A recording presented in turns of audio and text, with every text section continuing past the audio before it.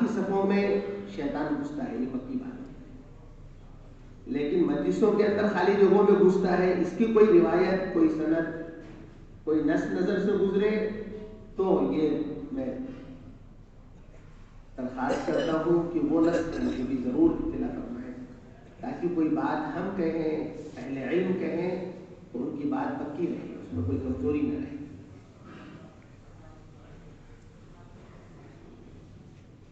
بہرحال تو یہ درمیان کی خالی جگہ جو ہم نے چھوڑی ہے، کون بیٹھے گا یہاں بتاؤ بھائی، دیکھ لو اپنے اپنے آگے، ابھی بھی ہمیں جگہ نظر آ رہی ہے، اس لیے مجھے بار بار یہ سوال کرنا پڑتا ہے۔ آگے بڑھ جتنی بھی حرکت ہو سکتی ہے آگے حرکت کر لی جائے، مل کر کے بیٹھے۔ ہم اپنے عام مجموع سے یہی کہتے ہیں کہ خوب مل کر کے بیٹھیں، اور اتنی تو پکی بات ہے کہ صحابہ کی سنت یہی ہے، اس میں کوئی تردد کی بات نہیں ہے، صحابہ کی مجلسوں میں جگہ خالی نہیں ہوتی تھی، اور طلب کی بات یہی ہے کہ آگے بڑھا جائے، اللہ ہم سب کو سچی طلب والا بنا دے، اور طلب والے ہم ہی کہلاتے ہیں۔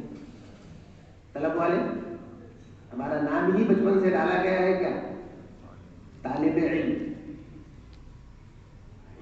اکثر طلبہ دوستوں کی مجلسوں میں طلبہ دوستوں سے میں پوچھتا ہوں، سچ سچ بتانا، طالب علم نام ہمارا ہے لیکن طالب علم کون ہے؟ ہم ہیں یا ہمارے ماں باپ؟ تو اکثر سمجھدار طلبہ پوری سمجھداری کا ثبوت دیتے ہوئے کہتے ہیں کہ ہمارے ماں باپ ہمارے طالب علم ہیں، ہم نہیں ہیں۔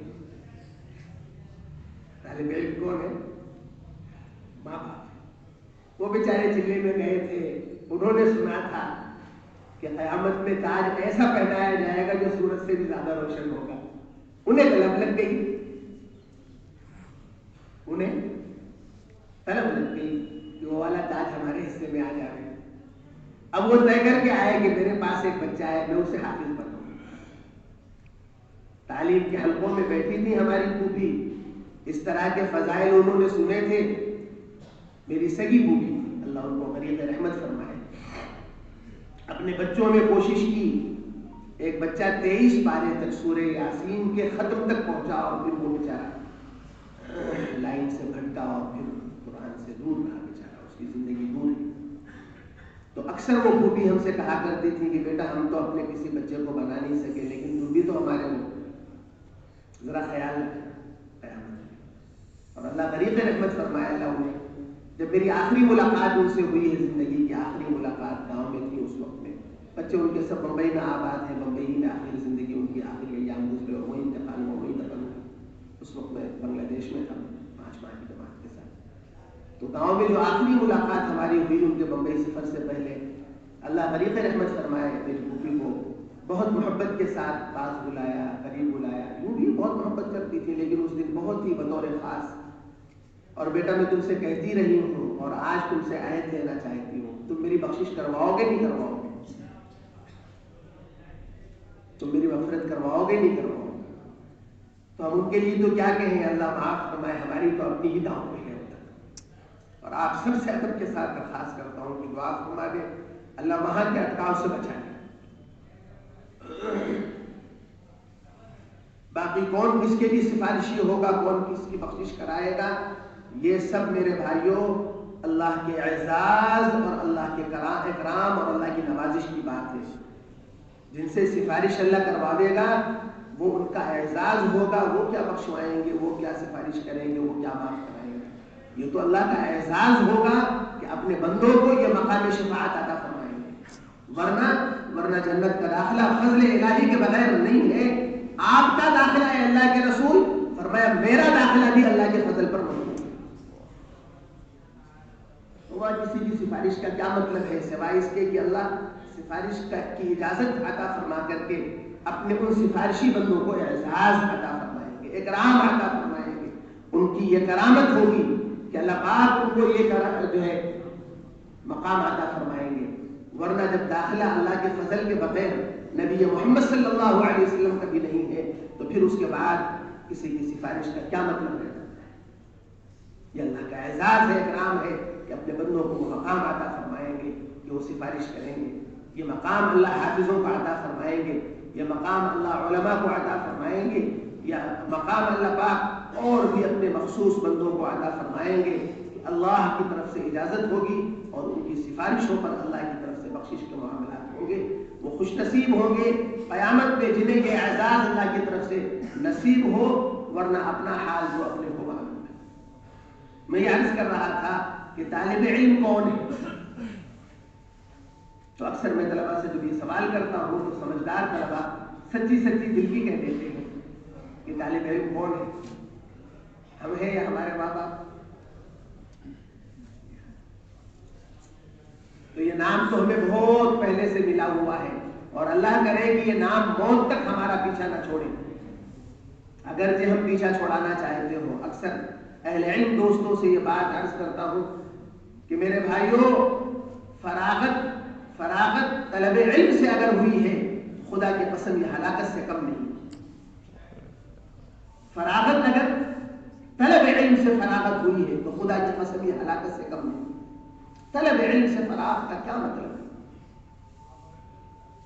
اور ہم نے اپنے بزرگوں سے، اپنے اساتذہ سے، اپنے بڑوں سے سنا ہے کہ طلب علم سے فراغت نہیں ہے.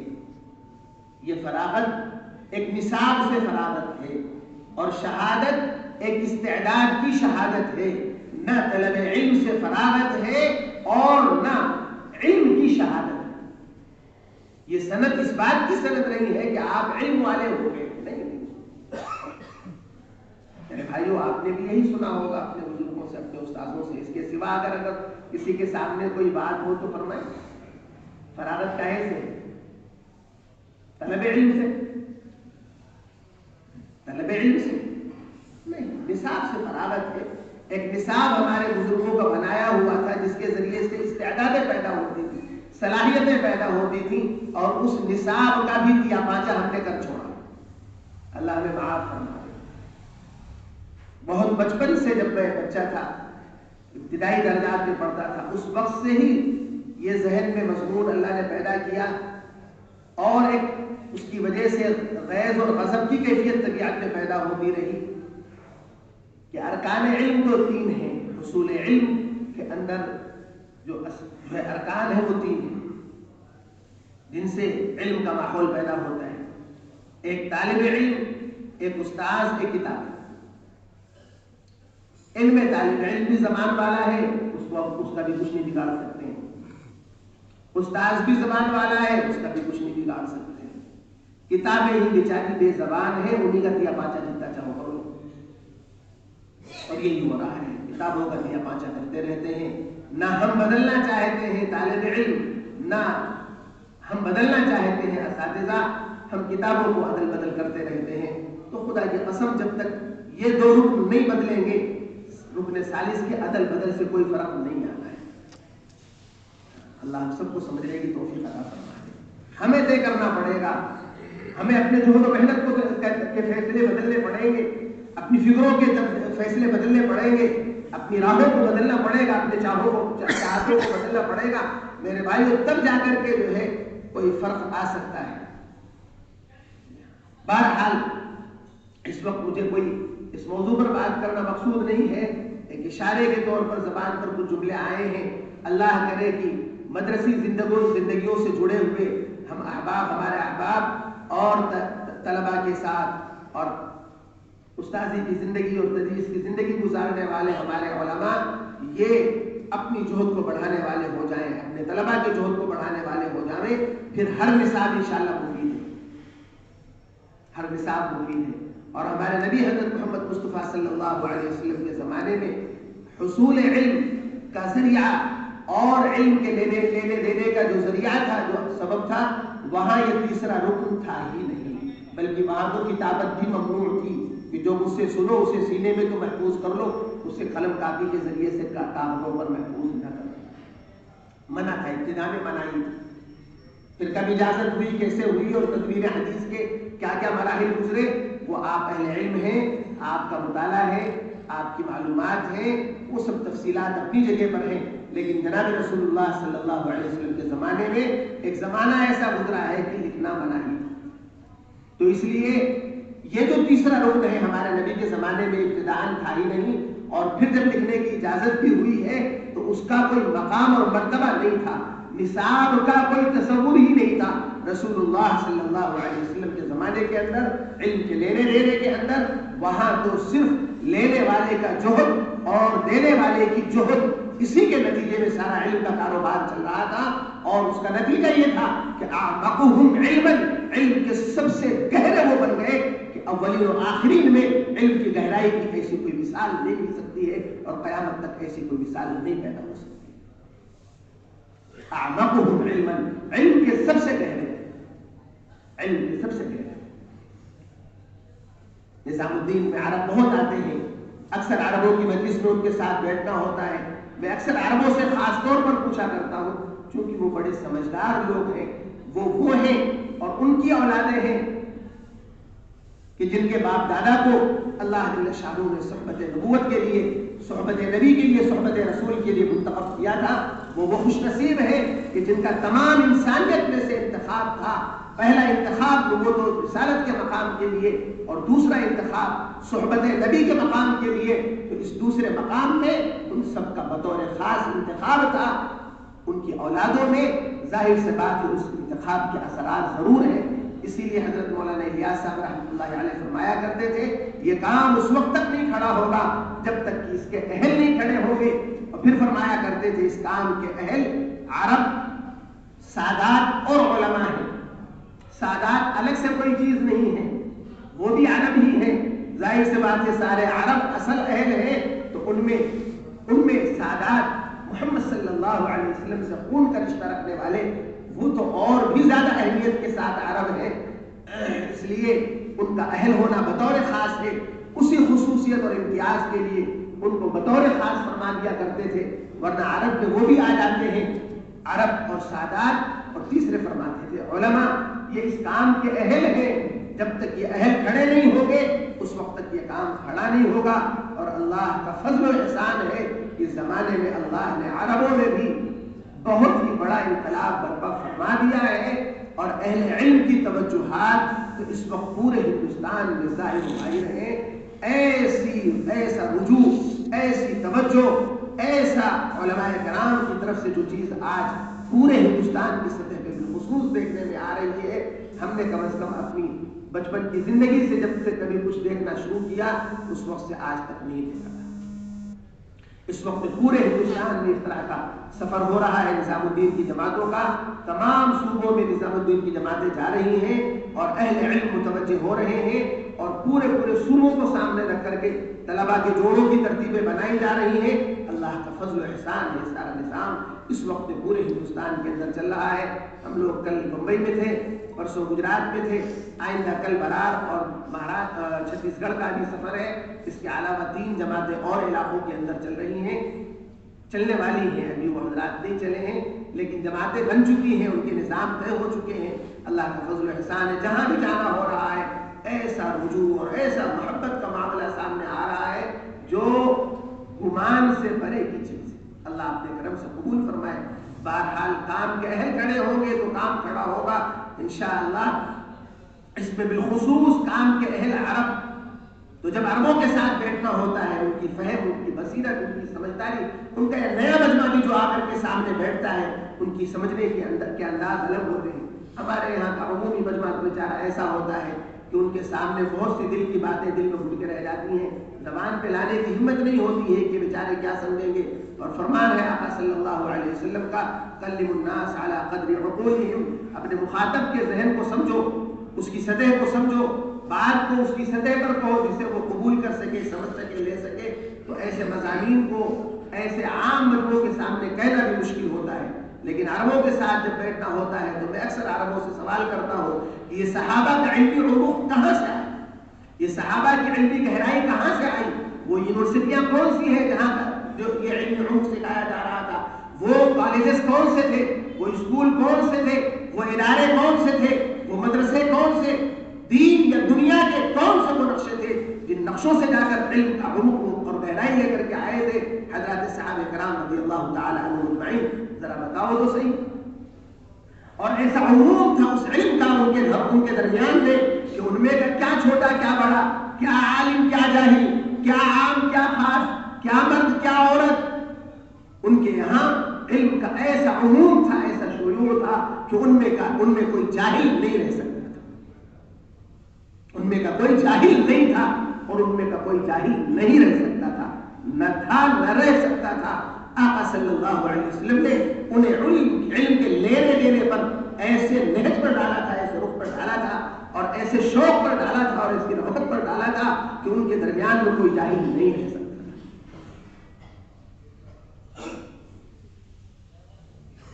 منبر رسول پر رسول اللہ صلی اللہ علیہ وسلم کھڑے ہیں اور فرما رہے ہیں، کیا بات ہے کہ تم میں ایسے لوگ ہیں جو علم کو حاصل نہیں کرتے ہیں، کیا بات ہے کہ تم میں ایسے لوگ ہیں جن کے پڑوسی جاہل ہیں، بے علم ہیں اور وہ ان کو علم نہیں سکھاتے ہیں۔ اگر ان بے علم لوگوں نے اپنے اہل علم پڑوسیوں سے علم کو نہیں سیکھا اور ان اہل علم نے اپنے بے علم پڑوسیوں کو علم نہیں سکھلایا تو ہم مرنے سے پہلے دنیا ہی میں عذاب دیں گے۔ میرے بھائیوں، یہ صرف اشعریین کے لیے نہیں کہا گیا تھا، یہ خطاب صرف انہی سے نہیں تھا، یہ قیامت تک آنے والے اہل علم مسلمانوں سے ہے، بے علم مسلمانوں سے ہے، جو عذاب رسول اللہ صلی اللہ علیہ وسلم اس زمانے میں دینے کو تیار ہے، اس عذاب کا کوئی نہ کوئی حصہ قیامت تک ہمارے تمہارے حصے میں آتا رہے گا۔ اگر ہم اپنے جاہل پڑوسیوں کے ساتھ سے غافل بنے رہے اور ہمارے جاہل اپنے اہل علم سے بے نیاز بنے رہے تو میرے بھائیوں اس کا نتیجہ سامنے آئے گا، اور آئے گا نہیں، آیا پڑا ہوا ہے، آیا پڑا ہوا ہے۔ اور ہم سب جہالت کی ان مصیبتوں کا شکار ہے اہل علم اس وجہ سے کہ اپنے جاہلوں کو سکھانے کے لیے اس جہد و محنت پر آنے کو تیار نہیں ہے جس جہد و محنت پر اہل علم کو رسول اللہ صلی اللہ علیہ وسلم نے کھڑا کیا تھا۔ اور جاہل اس وجہ سے کہ وہ علم سے بے نیاز ہوئے پڑے ہیں۔ آج ہماری میرے بھائیوں یہ ذلتیں جو ہیں، یہ رسوائیاں جو ہیں اور ہم جن مصیبتوں کا شکار ہیں اور جس طرح سے امت مسلمہ کو عالمی سطح پر نگل جانے کے لیے باطل تیار ہے اور مسلمان بیچارہ کٹ رہا ہے، پس رہا ہے، یہ سب اس علم کے لینے دینے کی کمی اور کوتاہی کا نتیجہ ہے۔ اللہ ہم سب کی حفاظت فرمائے۔ نیتیں کرو دوستو، انشاءاللہ ہمیں اس علم کے لینے دینے میں نبوت والے اس نہج کی طرف لوٹنا ہے انشاءاللہ۔ تو کوئی بتا سکتا ہے کہ صحابہ کا یہ علمی عمق اور یہ علمی گہرائی اور یہ لین دین کہاں سے آیا تھا؟ ان کے پاس کوئی نصاب نہیں تھا۔ بخاری کا وجود 200 سال کے بعد ہے، باقی جتنے ہیں مسلم، ابو داؤد، ترمذی اور نسائی، صحاح، یہ سب 2 صدیوں کے بعد ہے۔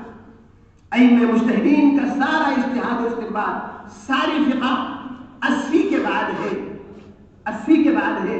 اور اس اسلام کا ارتفاع، اس اسلام کی ارتقاء، اس کی بلندیاں، اس کی اونچائیاں اور اس کا سپر پاور بن کر کے کھڑا ہونا اور ساری دنیا کی باطل کا اس اسلام کی طاقت کے سامنے دھوست ہو جانا اور ملیم میٹ ہو جانا، یہ جس زمانے کے اندر ہوا ہے اس زمانے کے اندر نہ ائمہ مجتہدین کا وجود ہوا تھا، نہ ائمہ محدثین کا وجود ہوا تھا۔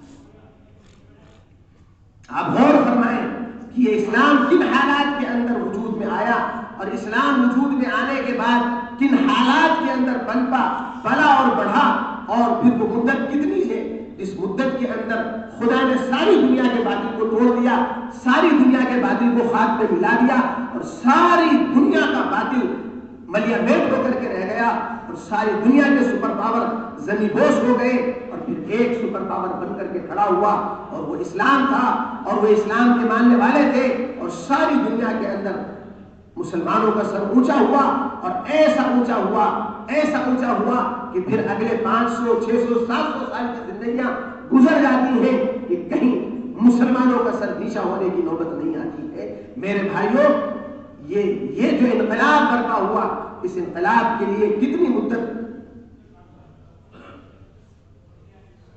بتاؤ بھائی، وہ مدت کتنی ہے جس مدت کے اندر یہ انقلاب برپا ہو گیا ہے، دنیا کا باطل ٹوٹ گیا ہے اور دنیا کے اندر اسلام ایک نئی سپر پاور طاقت بن کر کے کھڑا ہوا ہے؟ بتا سکتے ہیں وہ مدت کتنی ہے؟ 23 برس۔ اور فرمائیں، بولیں بھائی، غور فرمائیں، غور فرما کر کے بولیں۔ ہے ہم نے سب, لکھا ہے کتابوں میں سب, ذہنوں میں پڑا ہے سب. ایسا نہیں ہے کہ ذہنوں سے فارغ ہے, لیکن اللہ معاف فرمائے بس اوقات اپنے علم پر غور و فکر نہ کرنے کے نتیجے میں ذہن میں ہونے کے باوجود بھی ذہن فارغ رہتا ہے, خالی رہتا ہے. 10 سال ماشاءاللہ, 2 جواب ہو گئے, 23 سال 31 سال. اب اور فرمائے علماء کرام کیا فرماتے ہیں, کیا فرماتے ہیں علماء کرام مفتیان شرائع دام مسئلہ حالہ کے بارے میں. وہ زمانہ کتنا ہے جس زمانے میں ساری دنیا کا باطل ٹوٹ چکا تھا اور اسلام سپر پاور بن کر کے کھڑا ہو چکا ہے.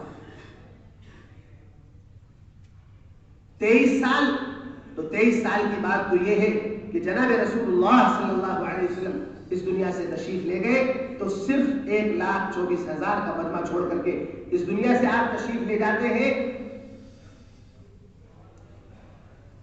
صرف 1,24,000, اور ابھی جزیرۃ العرب سے باہر بھی نہیں نکلے ہیں اور ساری دنیا کا باطل جو کا تم دندناتا پھر رہا ہے.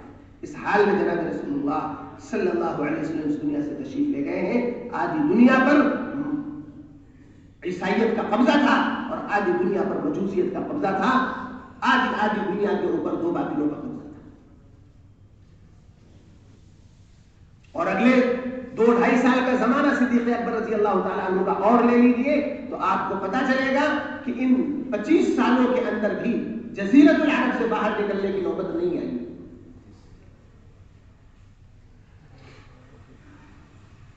لیکن اس کے بعد اگلے 10 سال اور گزرے ہیں. اللہ ہم سب کو سمجھنے کی توفیق عطا فرمائے, اور جتنے سر نیچے ہو رہے ہیں اللہ سارے سروں کو اونچا فرما دے. دیکھ لو بھائی سارے مائیں ذرا سے, ہم تو اسلام کا اونچا سر آپ کو دکھا رہے ہیں اور یہیں پر بیٹھ کے اگر سر نیچے ہو گئے تو کیسے کام بنے گا بتاؤ بھائی. دیکھ لو ذرا سے دائیں بائیں, کسی کا سر نیچا نہ رہ جائے. اللہ سب کا سر اونچا فرما دے, اللہ سب کا سر اونچا فرما دے, اللہ سب کا سر اونچا فرما دے. الحمدللہ الذی احیانا بعد ما اماتنا والیہ النشور. دعا پڑھ لیں بھائی.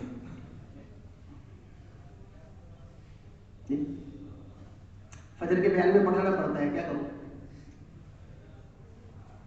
اس کے بغیر کام نہیں چلتا ہے, اس لیے گستاخی کرنی پڑتی ہے. اور اللہ معاف فرمائے عام ملکوں میں بیٹھ کے گستاخی کرنے کی اتنی عادت پڑ گئے کہ آپ اہل علم کے بیچ میں بیٹھا تو میں نالائق کوئی بدماشیاں کرتا رہتا ہوں. اللہ مجھے معاف فرما دے, آپ بھی معاف کر دینا بھائی, معاف کر دیں گے انشاءاللہ.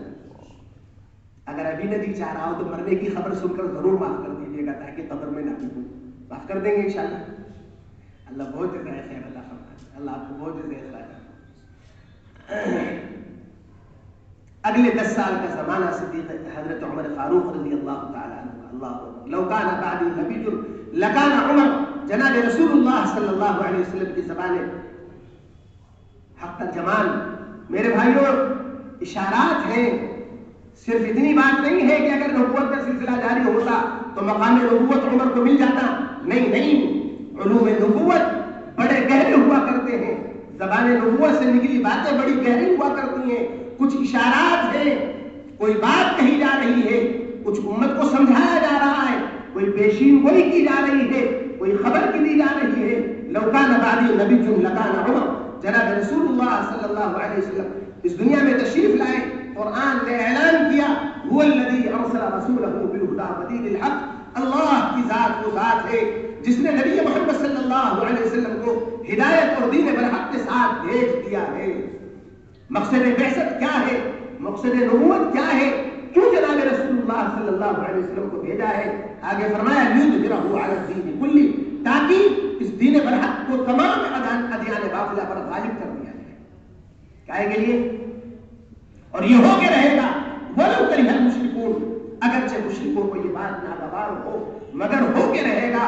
ساری دنیا پر 2 مشرک طاقتیں قابض ہیں, انہیں کیسے یہ اچھا لگے گا کہ وہ زمین بوس ہو جائے, ان کا غرور خاک میں مل جائے, انہیں کیسے یہ پسند آئے گی بات. لیکن اللہ کا فیصلہ ہے کہ مٹا کے رہیں گے, اس دین برحق کو تمام ادیان باطلہ پر غالب کر کے رہیں گے. سوال ہے دوستو کہ جب مقصد بعثت, مقصد نبوت یہ ہے کہ دین برحق کو ادیان باطلہ پر غالب کر دیا جائے, اور 23 سال کے بعد جب جناب رسول اللہ صلی اللہ علیہ وسلم اس دنیا سے تشریف لے جا رہے ہیں تو آپ سوچو تو صحیح, کیا دین برحق تمام ادیان باطلہ پر غالب آ چکا ہے؟ کیا دین برحق تمام ادیان باطلہ پر غالب آ چکا ہے؟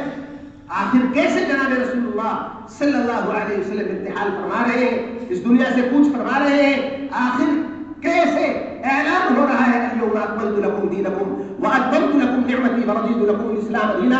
آخر کیسے اعلان ہو رہا ہے اذا جاء نصر اللہ والفتح ورأیت الناس يدخلون فی دین اللہ افواجا فسبح بحمد ربک واستغفر انہ کان توابا؟ صدیق اکبر رضی اللہ تعالیٰ عنہ رو رہے ہیں، یہ اعلان ہے نبوت کے خاتمے کا، نبی محمد صلی اللہ علیہ وسلم کی اس دنیا سے تشریف لے جانے کا۔ یہ اعلان کیسے ہو رہے ہیں؟ کیا جواب ہے اس سوال کا؟ بات یہ ہے دوستو کہ جناب رسول اللہ صلی اللہ علیہ وسلم نے 23 سال کی محنت کے اندر اپنے صحابہ کو ایک مقصد کے لیے تیار کر دیا تھا، جہاں فروشی کے لیے انہیں تیار کر دیا تھا، دیوانگی کے لیے انہیں تیار کر دیا تھا، فدائین بن کر کے دنیا کے اندر اپنی جانوں کو قربان کرنے کے لیے تیار کر دیا تھا، ساری دنیا میں پھرنے کے لیے تیار کر دیا تھا۔ جا کر کے دیکھو عرب میں، حرم میں، حرمین میں، مکہ اور مدینے میں کتنے صحابہ ملتے ہیں وہاں، اور دنیا میں چل پھر کر کے دیکھو کون سا ملک ایسا ہے جہاں پر صحابہ کی جو ہے قبریں موجود نہیں ہیں۔ ہمارا یہ ملک جو اس اعتبار سے بڑا بدنصیب ہے کہ یہاں سب سے بعد میں اسلام پہنچا۔ آپ تاریخ انسانیت اٹھا کر دیکھیے، تاریخ اسلام اٹھا کر کے دیکھیے، تاریخ عالم اٹھا کر کے دیکھیے، تو آپ کو یہ ملے گا کہ محمد صلی اللہ علیہ وسلم کے دیوانوں نے ساری دنیا کو فتح کر ڈالا تھا، لیکن یہ بدنصیب ہند سندھ کا علاقہ خالی پڑا ہوا تھا، یہاں کوئی جماعت نہیں آئی تھی۔ خلفائے راشدین کا زمانہ گیا، حضرت حسن رضی اللہ تعالیٰ عنہ کا زمانہ گیا، حضرت امیر معاویہ رضی اللہ تعالیٰ عنہ کا زمانہ گیا، یزید کا زمانہ گیا، عبداللہ ابن عباس کا زمانہ گیا رضی اللہ تعالیٰ عنہ وارضا حضرت، اور اس کے بعد مروان کا زمانہ گیا، عبد الملک ابن مروان کا زمانہ گیا، اس کے بعد یزید ابن عبد الملک ابن مروان کا زمانہ آتا ہے۔ یہ وہ پہلا بادشاہ ہے جس بادشاہ کے زمانے کے اندر سب سے پہلی جماعت اس کے ایک گورنر حجاج ابن یوسف نے بنائی ہے، اور اپنے بھتیجے اور داماد محمد ابن قاسم ثقفی رحمت اللہ علیہ کو اس جماعت کا امیر بنایا ہے، اور ہند سندھ کے علاقے کے اندر سب سے پہلے وہ جماعت اجتماعی دعوت کو لے کر کے آئی ہے۔ آپ دیکھو تو صحیح کتنی دور کا زمانہ ہے، کتنے دیر کا زمانہ ہے جس زمانے کے اندر یہ اسلام جماعت کسی جماعت کے ذریعے سے یہاں پر پہنچا۔ ایسا بدنصیب ہمارا یہ ہندوستان، اور بدنصیب ہونے کے ساتھ ساتھ اس حوالے سے یہاں بہت بعد میں اسلام کی دعوت کو لے کر کے کوئی جماعت پہنچی ہے، اور اس حوالے سے بھی یہ بڑا سخت جان ہے یہ ہمارا ہندوستان، ورنہ صحابہ کی جماعتیں جہاں گئی، محمد صلی اللہ علیہ وسلم کے غلام جہاں گئے، وہاں کی زبانیں بدلی، وہاں کا لباس بدلا، وہاں کی تہذیب بدلی، وہاں کی ثقافت بدلی، وہاں کا تمدن بدلا، وہاں کی بود و باش بدلی، وہاں کا رہن سہن بدلا، سب کچھ بدلا۔ آج کتنے ملک ایسے ہیں یورپ کے جو عرب ملک کہلاتے ہیں، کتنے ملک ایسے ہیں افریقہ کے جو عرب ملک کہلاتے ہیں۔ میرے بھائیو، یہ عرب تو چھوٹا سا ایک جزیرہ تھا جس کو جزیرۃ العرب کہا جاتا تھا، اور پھر یہ جزیرۃ العرب سے نکل کر کے نہ جانے یورپ اور افریقہ کے کتنے ملکوں میں جا کر کے پھیلا، اور سارا کا سارا عرب آج کہلانے لگا، عرب ممالک کہے جانے لگے۔ میرے بھائیو، یہ صحابہ کی جماعتیں، دیوانوں کی جماعتیں جہاں گئیں وہاں بھرپور انقلاب برپا کیا، لیکن ہمارا یہ ہندوستان اس اعتبار سے بدنصیب کی یہاں جماعت اسلام کی دعوت کو لے کر بہت بعد میں آئی، بلکہ سب سے بعد میں لے کر آئی، اور اس حوالے سے کہ ایسا سخت جان نکلا کہ ہمارے باپ دادا نے اپنے دین دھرم کو چھوڑا، اپنا مذہب کو چھوڑا، اپنے بول کو چھوڑے، اور محمد صلی اللہ علیہ وسلم کے کلمے کو اپنایا، لیکن باقی سب کچھ اپنا رسم رواج سب کچھ لے کر کے چلے آئے، اور اللہ مجھے معاف فرمائے ہمارے اسلام کو بھی انہوں نے اپنے سارے رسوم و رواج کا عادی بنا دیا۔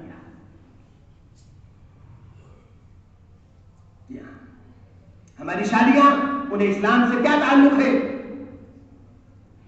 ہماری تقریبات، انہیں اسلام سے کیا تعلق ہے؟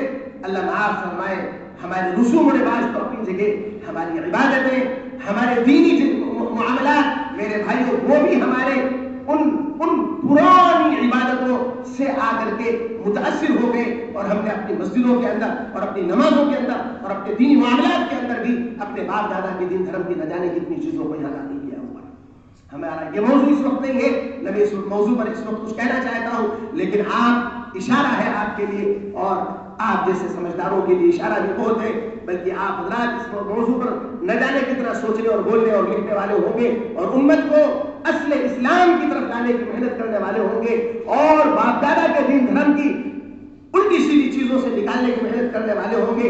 اللہ ہم سب کو اس کی توفیق عطا فرمائے کہ ہم اپنے اسلام کو اسلام محمد بنانے، اسلام نبی بنانے، رسول اللہ صلی اللہ علیہ وسلم کے 100% اسلام کے سانچے میں ہم اپنے آپ کو ڈالنے والے ہو جائیں، اور اپنے رسوم و رواج اور باپ دادا کی چیزوں سے ہم اپنے آپ کو باہر نکالنے والے ہو جائیں، اپنی امت کو باہر نکالنے والے ہو جائیں۔ میرے بھائیوں بزرگوں عزیز و دوستوں، اللہ ہمیں تمہیں اس کی توفیق عطا فرمائے۔ تو یہ ایسا سخت جان ملک تھا، نہ اس نے اپنی زبان کو چھوڑا، نہ اس نے اپنے لباس کو چھوڑا، نہ اس نے اپنے تہذیب و تمدن کو چھوڑا، نہ اپنے رسوم و رواج کو چھوڑا، بلکہ اپنا سب کچھ لے کر کے دین کے اندر آ گئے۔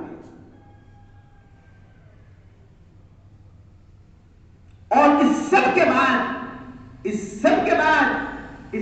بعد ہمیں اہل تاریخ یہ بتاتے ہیں، اور ہمارے درمیان میں رائج روایات جو ہیں وہ روایات ہم کو بتاتی ہیں کہ 24 تقریباً صحابہ کی ایسی خبریں ہیں جو صحابہ کی طرف منسوب ہیں، وہ ثابت ہے نہیں ہے، ان کی سند صحیح ہے یا غلط ہے، ہمیں اس پر گفتگو اور بحث اس وقت نہیں ہے، اور نہ ہماری یہ مجلس کسی تحقیق کی مجلس ہے اور کسی فقہی یا تحقیقی سیمینار کی مجلس ہے۔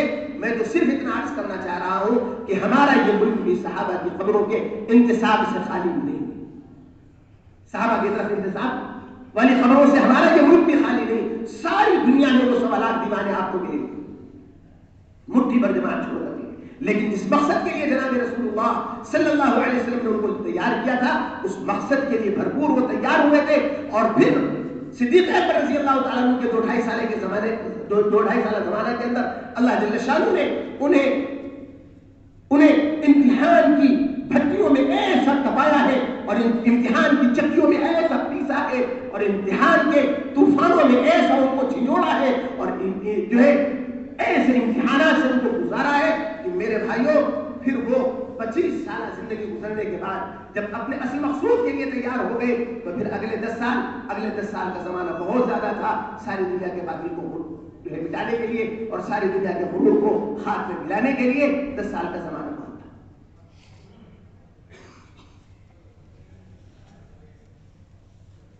جناب رسول اللہ صلی اللہ علیہ وسلم نے صحابہ کو اس کے لیے تیار کیا۔ مدینے کے صحابی مدینے میں دفن ہو رہے ہیں، اور اللہ کا رسول یہ کہہ رہا ہے یا لیتہ مات بغیر مولدہ، کاش یہ اپنے مولد کے سوا کہیں اور انتقال کرتے، کہیں اور دفن ہوتے۔ وَلِمَ ذَاكَ يَا رسول اللہ، اے اللہ کے رسول آپ ایسا کیوں فرما رہے ہیں؟ فرمایا لو مات بغیر مولدہ لقیس ما بین مولدہ ومدفنہ فی الجنہ، اگر اپنے مولد کے سوا یہ کہیں اور دفن ہوتے تو ان کے مولد و مدفن کے درمیان کا پورا فاصلہ جنت کے اندر ناپا جاتا، جس کا ایک مفہوم علماء نے یہ بھی لکھا ہے کہ اتنا بڑا محل جنت کے اندر دیا جاتا۔ کتنا بڑا محل؟ کیوں بھائی بتاؤ کتنا بڑا محل؟ مولد و مدفن کے درمیان اتنی بڑی سرزمین عطا کی جاتی جنت کے اندر، اور ایک مفہوم کے اعتبار سے اتنا بڑا محل جنت میں ادا کیا جاتا۔ میرے بھائیوں، یہ اللہ کے رسول صلی اللہ علیہ وسلم صحابہ کا ذہن میں یاد فرما رہے ہیں، اور یہاں اس روایت میں کوئی اشارہ اس بات کی طرف نہیں ہے کہ یہ خروج اور نفر اللہ کے راستے کی بنیاد پر، یہاں مطلق ہے لو مات بغیر مولدہ لقیس ما بین مولدہ ومدفنہ فی الجنہ، کہ یہ امت اس کے لیے پیدا ہی نہیں ہوئی ہے کہ جہاں پیدا ہوئی ہے وہیں یہ امت اس کے لیے نہیں پیدا ہوئی۔ اس امت کے مردوں کو سائحون کہا ہے قرآن نے، اس امت کے عورتوں کو سائحات کہا ہے قرآن میں۔ مفسرین نے اگرچہ سائحون اور سائحات کا ترجمہ صائمات اور صائمون سے بھی کیا ہے، لیکن مفسرین ایسے بھی ہیں جنہوں نے اس کو سیاحت ہی کے معنی میں رکھا ہے، اور سائحون اور سائحات کا ترجمہ پھرنے والوں سے اور پھرنے والیوں ہی سے کیا ہے، لہذا دونوں قول تفسیر کے اندر موجود ہیں۔ حضرت مفتی سعید صاحب پالن پوری رحمت اللہ علیہ نے سائحون اور سائحات کا ترجمہ یہاں پر پھرنے والوں ہی سے کیا ہے، بلکہ مزید تفسیر میں سائحون کے تحت یہ لکھا ہے کہ صحابہ کے تھوڑے دنوں کی چلت پھرت نے ساری دنیا کے اندر اسلام کو پھیلا دیا، ساری دنیا میں تو یہ امت سائحون ہے، اور اس امت کی عورتیں سائحات ہیں، جہاں ہم پیدا ہوتے وہیں مر جائے، اس کے لیے ہم نہیں پیدا کیا۔ یہ فرمایا جا رہا ہے لو مات بغیر مولده ولم ذاك یا رسول اللہ، لو مات بغیر مولده لقيس ما بين مولده ومدفنه في الجنہ۔ ایک دوسرے صحابی کا انتقال ہوا، وہ مدینے میں دفن ہو رہے ہیں۔ ایک صحابی نے نعش کو مخاطب ہو کر کے کہا کہ تیرے آرام کی یہ جگہ اچھی نہیں ہے، تیرا آرام کی جگہ اچھی نہیں ہے۔ اللہ کے رسول صلی اللہ علیہ وسلم کے کانوں میں آواز آئی، فرمایا میں اپنے دفن کے لیے اگر کسی سرزمین کا انتخاب کروں تو وہ مدینہ پاک کی سرزمین ہے۔ وہ صحابی رسول فوراً عرض کرنے لگے انما اردت القتل فی سبیل اللہ، اے اللہ کے رسول میں مدینے کے دفن کے بارے میں کچھ نہیں کہنا چاہتا ہوں، میں تو یہ کہنا چاہتا ہوں کہ اگر یہ مدینے میں دفن نہ ہوتے، اللہ کے راستے میں شہید ہوتے، اللہ کے راستے میں دفن ہوتے تو یقیناً وہ آرام گاہ یہاں کے آرام سے کافی اچھی ہوتی۔ جناب رسول اللہ صلی اللہ علیہ وسلم کی زبان حق ترجمان میں فرمایا ھذا لیس بدار، یہ مدینے کا دفن اللہ کے راستے کی شہادت اور دفن کے بدلے میں نہیں۔ ایک جماعت تیار فرمائی جناب رسول اللہ صلی اللہ علیہ وسلم نے، ساتھیوں نے عرض کیا اللہ کے رسول ہم اس وقت شام میں روانہ ہو جائیں یا صبح میں روانہ ہو جائیں؟ معمول ہمیشہ کا اللہ کے رسول صلی اللہ علیہ وسلم کا یہ تھا کہ صبح میں سفر کیا کرتے تھے، بلکہ اس زمانے کے حالات ہی ایسے تھے کہ آخر شب میں جلد سفر کیا کرتے تھے، لوگ دن چڑھے تک سفر کیا کرتے تھے، اس کے بعد منزلوں پہ ٹھہرا کرتے تھے، قیام کیا کرتے تھے، جانوروں کو آرام دیا کرتے تھے، خود کھانے پینے کا انتظام کیا کرتے تھے، باقی دن گزارتے اور رات کا کچھ حصہ گزارتے اور آخر شب میں پھر چل پڑا کرتے تھے۔ یوں ہی اس زمانے میں سفروں کا نظام تھا۔ شام کا وقت ہو چکا ہے، اگر اب روانہ بھی ہو گئے مدینے پاک سے تو اس سے زیادہ کچھ نہیں ہوگا کہ باہر جا کر کے کہیں قریب میں ٹھہر کر کے رات گزارنا پڑے گا اور اگلی صبح کو روانہ ہونا پڑے گا۔ اللہ کے رسول صلی اللہ علیہ وسلم سے عرض کیا جا رہا ہے ہم ابھی روانہ ہو جائیں، صبح کو روانہ ہو جائیں۔ جناب رسول اللہ صلی اللہ علیہ وسلم فرما رہے ہیں کیا تم کو یہ بات پسند نہیں ہے، کیا تم کو یہ بات پسند نہیں ہے کہ تم یہ رات جنت کے باغوں میں سے کسی باغ میں گزارو؟ مدینے کا قیام، محمد رسول اللہ صلی اللہ علیہ وسلم کے شہر کا قیام، محمد صلی اللہ علیہ وسلم کے پڑوس کا قیام، محمد صلی اللہ علیہ وسلم کے محلے کا قیام، محمد صلی اللہ علیہ وسلم کی مسجد کی کچھ نمازیں اور محمد صلی اللہ علیہ وسلم کی صحبت اور میرے بھائیوں اس کے مقابلے میں یہ سمجھایا جا رہا ہے کہ یہ سب ایک طرف اور اسی طرح نہ جانے کیا کیا دین اور دنیا کی دولتیں ایک طرف، لیکن اللہ کے راستے کی صبح و شام، اللہ کے راستے کی صبح و شام کا کوئی بدل نہیں ہو سکتا۔ یہ سمجھایا جا رہا ہے کہ یہاں رہ کر کے رات گزارنے سے بہتر یہاں سے روانہ ہو کر کے آگے بڑھ کر کے تمہارا رات گزارنا جنت کی باغوں میں رات گزارنے جیسا ہے۔ عبداللہ ابن رواحہ رضی اللہ تعالیٰ عنہ صبح کو اپنے ساتھیوں کے ساتھ روانہ نہیں ہوئے، جمعہ کی نماز پڑھ کر کے روانہ ہو رہے ہیں، راستے میں جا کر کے مل جا رہے ہیں، باقی سفر سارا کا سارا ساتھ میں ہو رہا ہے۔ وہاں جا کر کے یرموک کے میدان کے اندر ایک ایک کر کے تینوں امیر قربان ہو رہے ہیں، اس میں سے تیسرے حضرت عبداللہ ابن رواحہ رضی اللہ تعالیٰ عنہ قربان ہو رہے ہیں۔ اشارہ نبوت کو سمجھ چکے ہیں، واپسی کی امید نہیں ہے، دوبارہ زیارت نصیب نہیں ہوگی، تیز رفتار سواری اپنے پاس موجود ہے، ایک جمعہ اللہ کے رسول کے ساتھ اور پڑھ لیں، آدھا دن اللہ کے رسول کے ساتھ اور گزار لیں، اس پیارے پاکیزہ جذبے کے ساتھ وہ ٹھہر جاتے ہیں اور ساتھی آگے بڑھ جاتے ہیں۔ اللہ کے رسول صلی اللہ علیہ وسلم نے دیکھا کتنا فاصلہ ہو گیا تمہارے اور تمہارے ساتھیوں کے درمیان، اے اللہ کے رسول آدھے دن کا فاصلہ ہوا، فرمایا 500 سال پیچھے ہو چکے ہو۔ کتنے دن پیچھے ہو چکے ہو؟ اس دنیا کا آدھا دن قیامت کا 500 سال ہوگا، وہ قیامت میں جا کر کے دیکھا جائے گا۔ عبداللہ ابن رواحہ کے لیے اس دنیا کا آدھا دن اس دنیا کے اندر 500 سال سے زیادہ قیمتی بن رہا ہے۔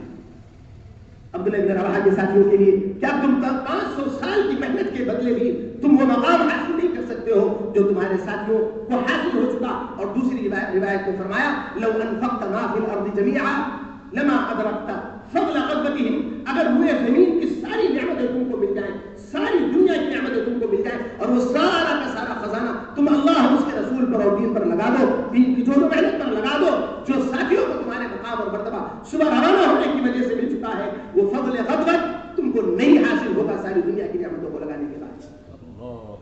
اس جذبے پر تیار کیا تھا میرے بھائیوں صحابہ کرام رضی اللہ تعالیٰ عنہ کو، اور اب جب اس طرح سے ان کو 23 سال محنت کر کے نبی پاک صلی اللہ علیہ وسلم نے ان کو تیار کیا تھا، تو وہ کہاں مدینے کی موت کو پسند کرنے والے اور وہ کہاں مکے کی موت کو پسند کرنے والے. میرے بھائیوں، اگر ابو ایوب انصاری رضی اللہ تعالیٰ عنہ یہ چاہتے کہ مدینے کا دفن نہیں، مدینے کا دفن نہیں، رسول اللہ صلی اللہ علیہ وسلم کے اس گھر کے اندر جہاں آپ کی پہلی میزبانی ہوئی تھی وہاں آرام کرتے تو آرام کر سکتے تھے، بلکہ جہاں اونٹنی بیٹھی تھی آ کر کے وہاں آپ اپنی قبر بنوانا چاہتے تو قبر بنوا سکتے تھے. جہاں حضور آرام فرماتے تھے ان کے گھر کے اندر چاہتے تو وہاں اپنی قبر بنوا سکتے تھے. سارے جوان مخالف ہیں آپ کے جوان بیٹے کہ آپ کا یہ سفر مناسب نہیں ہے، اور وہ کہتے ہیں کہ ساری زندگی اگر میں اللہ کے راستے میں چلا ہوں تو مجھے یہ پسند نہیں ہے کہ میری لاش جہاں تیار ہو وہیں دفن ہو جائے. میری تمنا یہ ہے کہ میرا جسم چلا ہے ساری زندگی اللہ کے راستے میں، تو میری لاش بھی چلے اللہ کے راستے میں. اور پھر امیر جماعت نے، امیر لشکر نے اس وصیت کا اتنا احترام فرمایا ہے کہ جہاں حضرت ابو ایوب انصاری رضی اللہ تعالیٰ عنہ کی سانس پھولتی ہے وہاں ان کو دفن نہیں کرتے ہیں، ان کی ناش کو لے کر کے چلتے ہیں. چلتے اس دنیا کے علاقے میں پہنچتے ہیں جہاں آخری پڑاؤ ہوتا ہے مسلمانوں کا دشمن کی سرزمین میں. اس آخری پڑاؤ کے بھی ابو ایوب انصاری کو دفن نہیں کرتے ہیں، ان کی ناش کو لے کر کے آگے بڑھتے ہیں اور اس دنیا کی دیواروں کے نیچے پہنچتے ہیں، وہاں تک جہاں سے ان کے دشمنوں کا آمنا سامنا ہے. ان کی آوازیں وہاں تک پہنچ رہی ہیں، ان کی آوازیں یہاں تک آ رہی ہیں. وہ پوچھتے ہیں یہ کیا کر رہے ہو؟ کہ محمد صلی اللہ علیہ وسلم کے صحابی کو دفن کر رہے ہیں، تم دفن کر کے جاؤ، ہم ناش کو اٹھا کر کے پھینک دیں گے. اور جواب میں امیر کہتا ہے اگر تم نے اس ناش کو ہاتھ لگایا تو تمہارے علاقے کی ایک ایک اینٹ بجا دی جائے گی، تم چھو نہیں سکتے اس ناش کو. اور صحابہ کے نہ جانے کتنے غلام گمنامی میں جانے کہاں سوئے ہوئے ہیں جن کا ادا پتہ نہیں ہے. میرے بھائیوں، لیکن ابو ایوب انصاری وہ خوش نصیب ہے کہ دنیا کی اس وقت کی سب سے دور کی مسافت پر سفر کرنے والے اس قافلے کے ساتھ وہاں جا کر جب دفن ہوئے ہیں تو آج تک ان کی قبر مزارگاہ خاص و عام ہے اور معلوم ہے سب کو. ان جذبات کو انہیں تیار کیا گیا تھا. اور پھر اللہ جل شانہ نے صدیق اکبر رضی اللہ تعالیٰ عنہ کے زمانے میں انہیں آزمایا اور ایسا آزمایا میرے بھائیوں، ایسی مصیبت صحابہ پر ڈالی، ایسا امتحان صحابہ پر ڈالا، ایسا ابتلا صحابہ پر ڈالا کہ اس دھرتی کی آنکھوں نے، اس آسمان کی آنکھوں نے اس سے بڑی مصیبت کبھی دیکھی نہیں. جو مصیبت صحابہ پر ڈالی گئی سب سے بڑی مصیبت، کائنات کی سب سے بڑی مصیبت، اولین و آخرین کی سب سے بڑی مصیبت، اور وہ کیا ہے؟ اور وہ جناب رسول اللہ صلی اللہ علیہ وسلم کا پردہ فرمانا ہے. میرے بھائیوں، باپ کی جدائی کا غم جھیلنے والے بہت ہیں، ماں کی جدائی کا غم جھیلنے والے بہت ہیں، وفادار بیویوں کی جدائی کا غم جھیلنے والے بہت ہیں، معصوم بچوں کو آنکھوں کے سامنے تڑپ کر کے جان دینے والے بہت ہیں. لیکن محمد صلی اللہ علیہ وسلم کی آنکھوں کو بند ہوتا ہوا صرف صحابہ کی آنکھوں نے دیکھا تھا. اور یہ وہ غم تھا کہ حضرت فاطمہ رضی اللہ تعالیٰ نے فرما رہی ہے صبت علی مصائب لو انہا صبت علی الایام سن لیالیا. اگر وہ غم جو آج ہم پر ڈالا گیا ہے وہ غم ان چمکتے دنوں پہ ڈالا جاتا تو یہ دن چمکنے کی صلاحیت کو بیٹھتے اور یہ ہمیشہ کے لیے رات بن جاتی.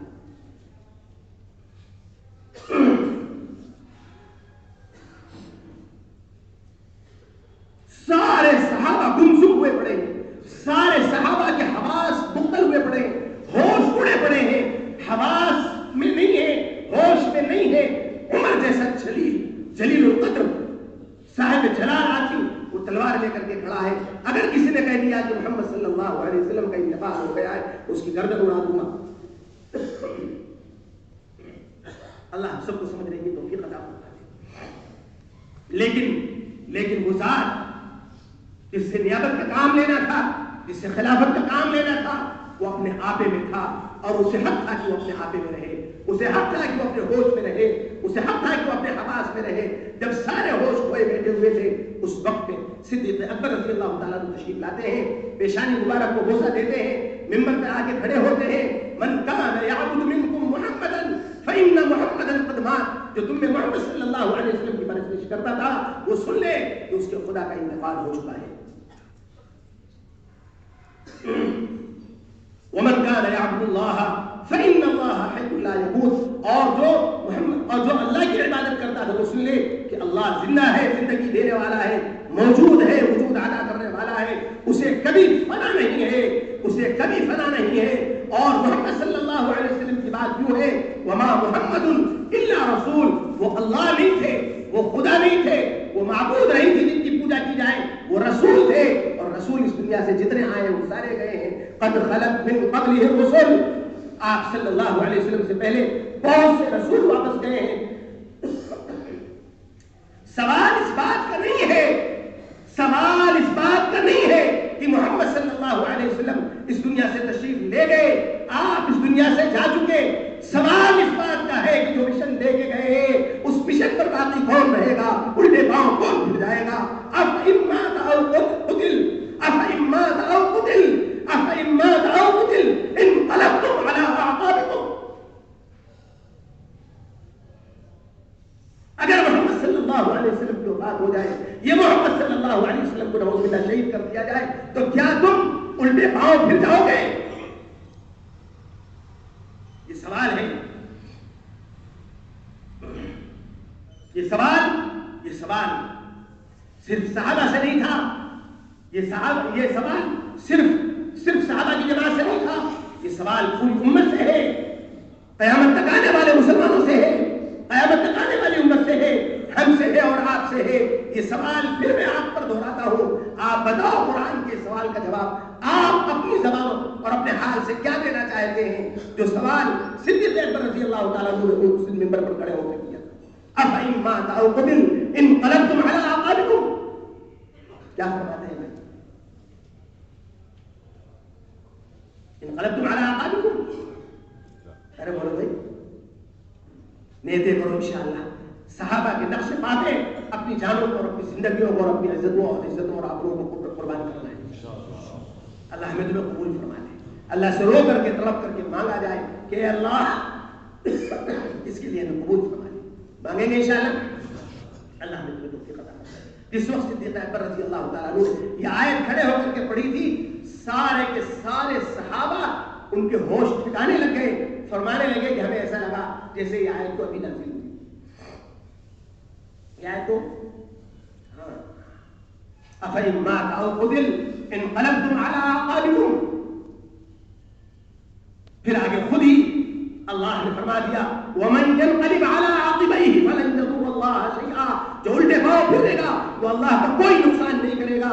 وإن تتولوا يستبدل قوما غيركم ثم لا يكونوا أمثالكم يا أيها الذين آمنوا من يرتد منكم عن دينه فسوف يأتي الله بقوم يحبهم ويحبونه أذلة على المؤمنين أعزة على الكافرين يجاهدون في سبيل الله ولا يخافون لومة لائم ذلك فضل الله يؤتيه من يشاء ويستبدل قوما غيركم ولا تضروه شيئا والله على كل شيء قدير إلا تنفروا يعذبكم عذابا أليما ويستبدل قوما غيركم ولا تضروه شيئا والله على كل شيء قدير إلا تنصروه فقد نصره الله إذ أخرجه الذين كفروا ثاني اثنين إذ هما في الغار إذ يقول لصاحبه لا تحزن إن الله معنا فأنزل الله سكينته عليه وأيده بجنود لم تروها وجعل كلمة الذين كفروا السفلى وكلمة الله هي العليا والله عزيز حكيم۔ میرے بھائیوں، قرآن بھرا پڑا ہوا ان بیانات سے، اگر تم نے چھوڑا ہے دین کو، تم نے چھوڑا ہے دین کی محنت کو، اللہ کا کچھ بھی نقصان نہیں کر سکو گے، اللہ کے دین کا کچھ بھی نقصان نہیں کر سکو گے۔ آج تک کوئی اللہ کا، اللہ کے رسول کا، اللہ کے دین کا کچھ نہیں بگاڑ سکا، تم کیا بگاڑو گے؟ اپنا ہی نقصان کرے گا۔ کس کا نقصان ہوگا بھائی؟ ارے بولو بھائی، کس کا نقصان ہوگا؟ اللہ ہمیں تمہیں سمجھنے کی توفیق عطا فرمائے۔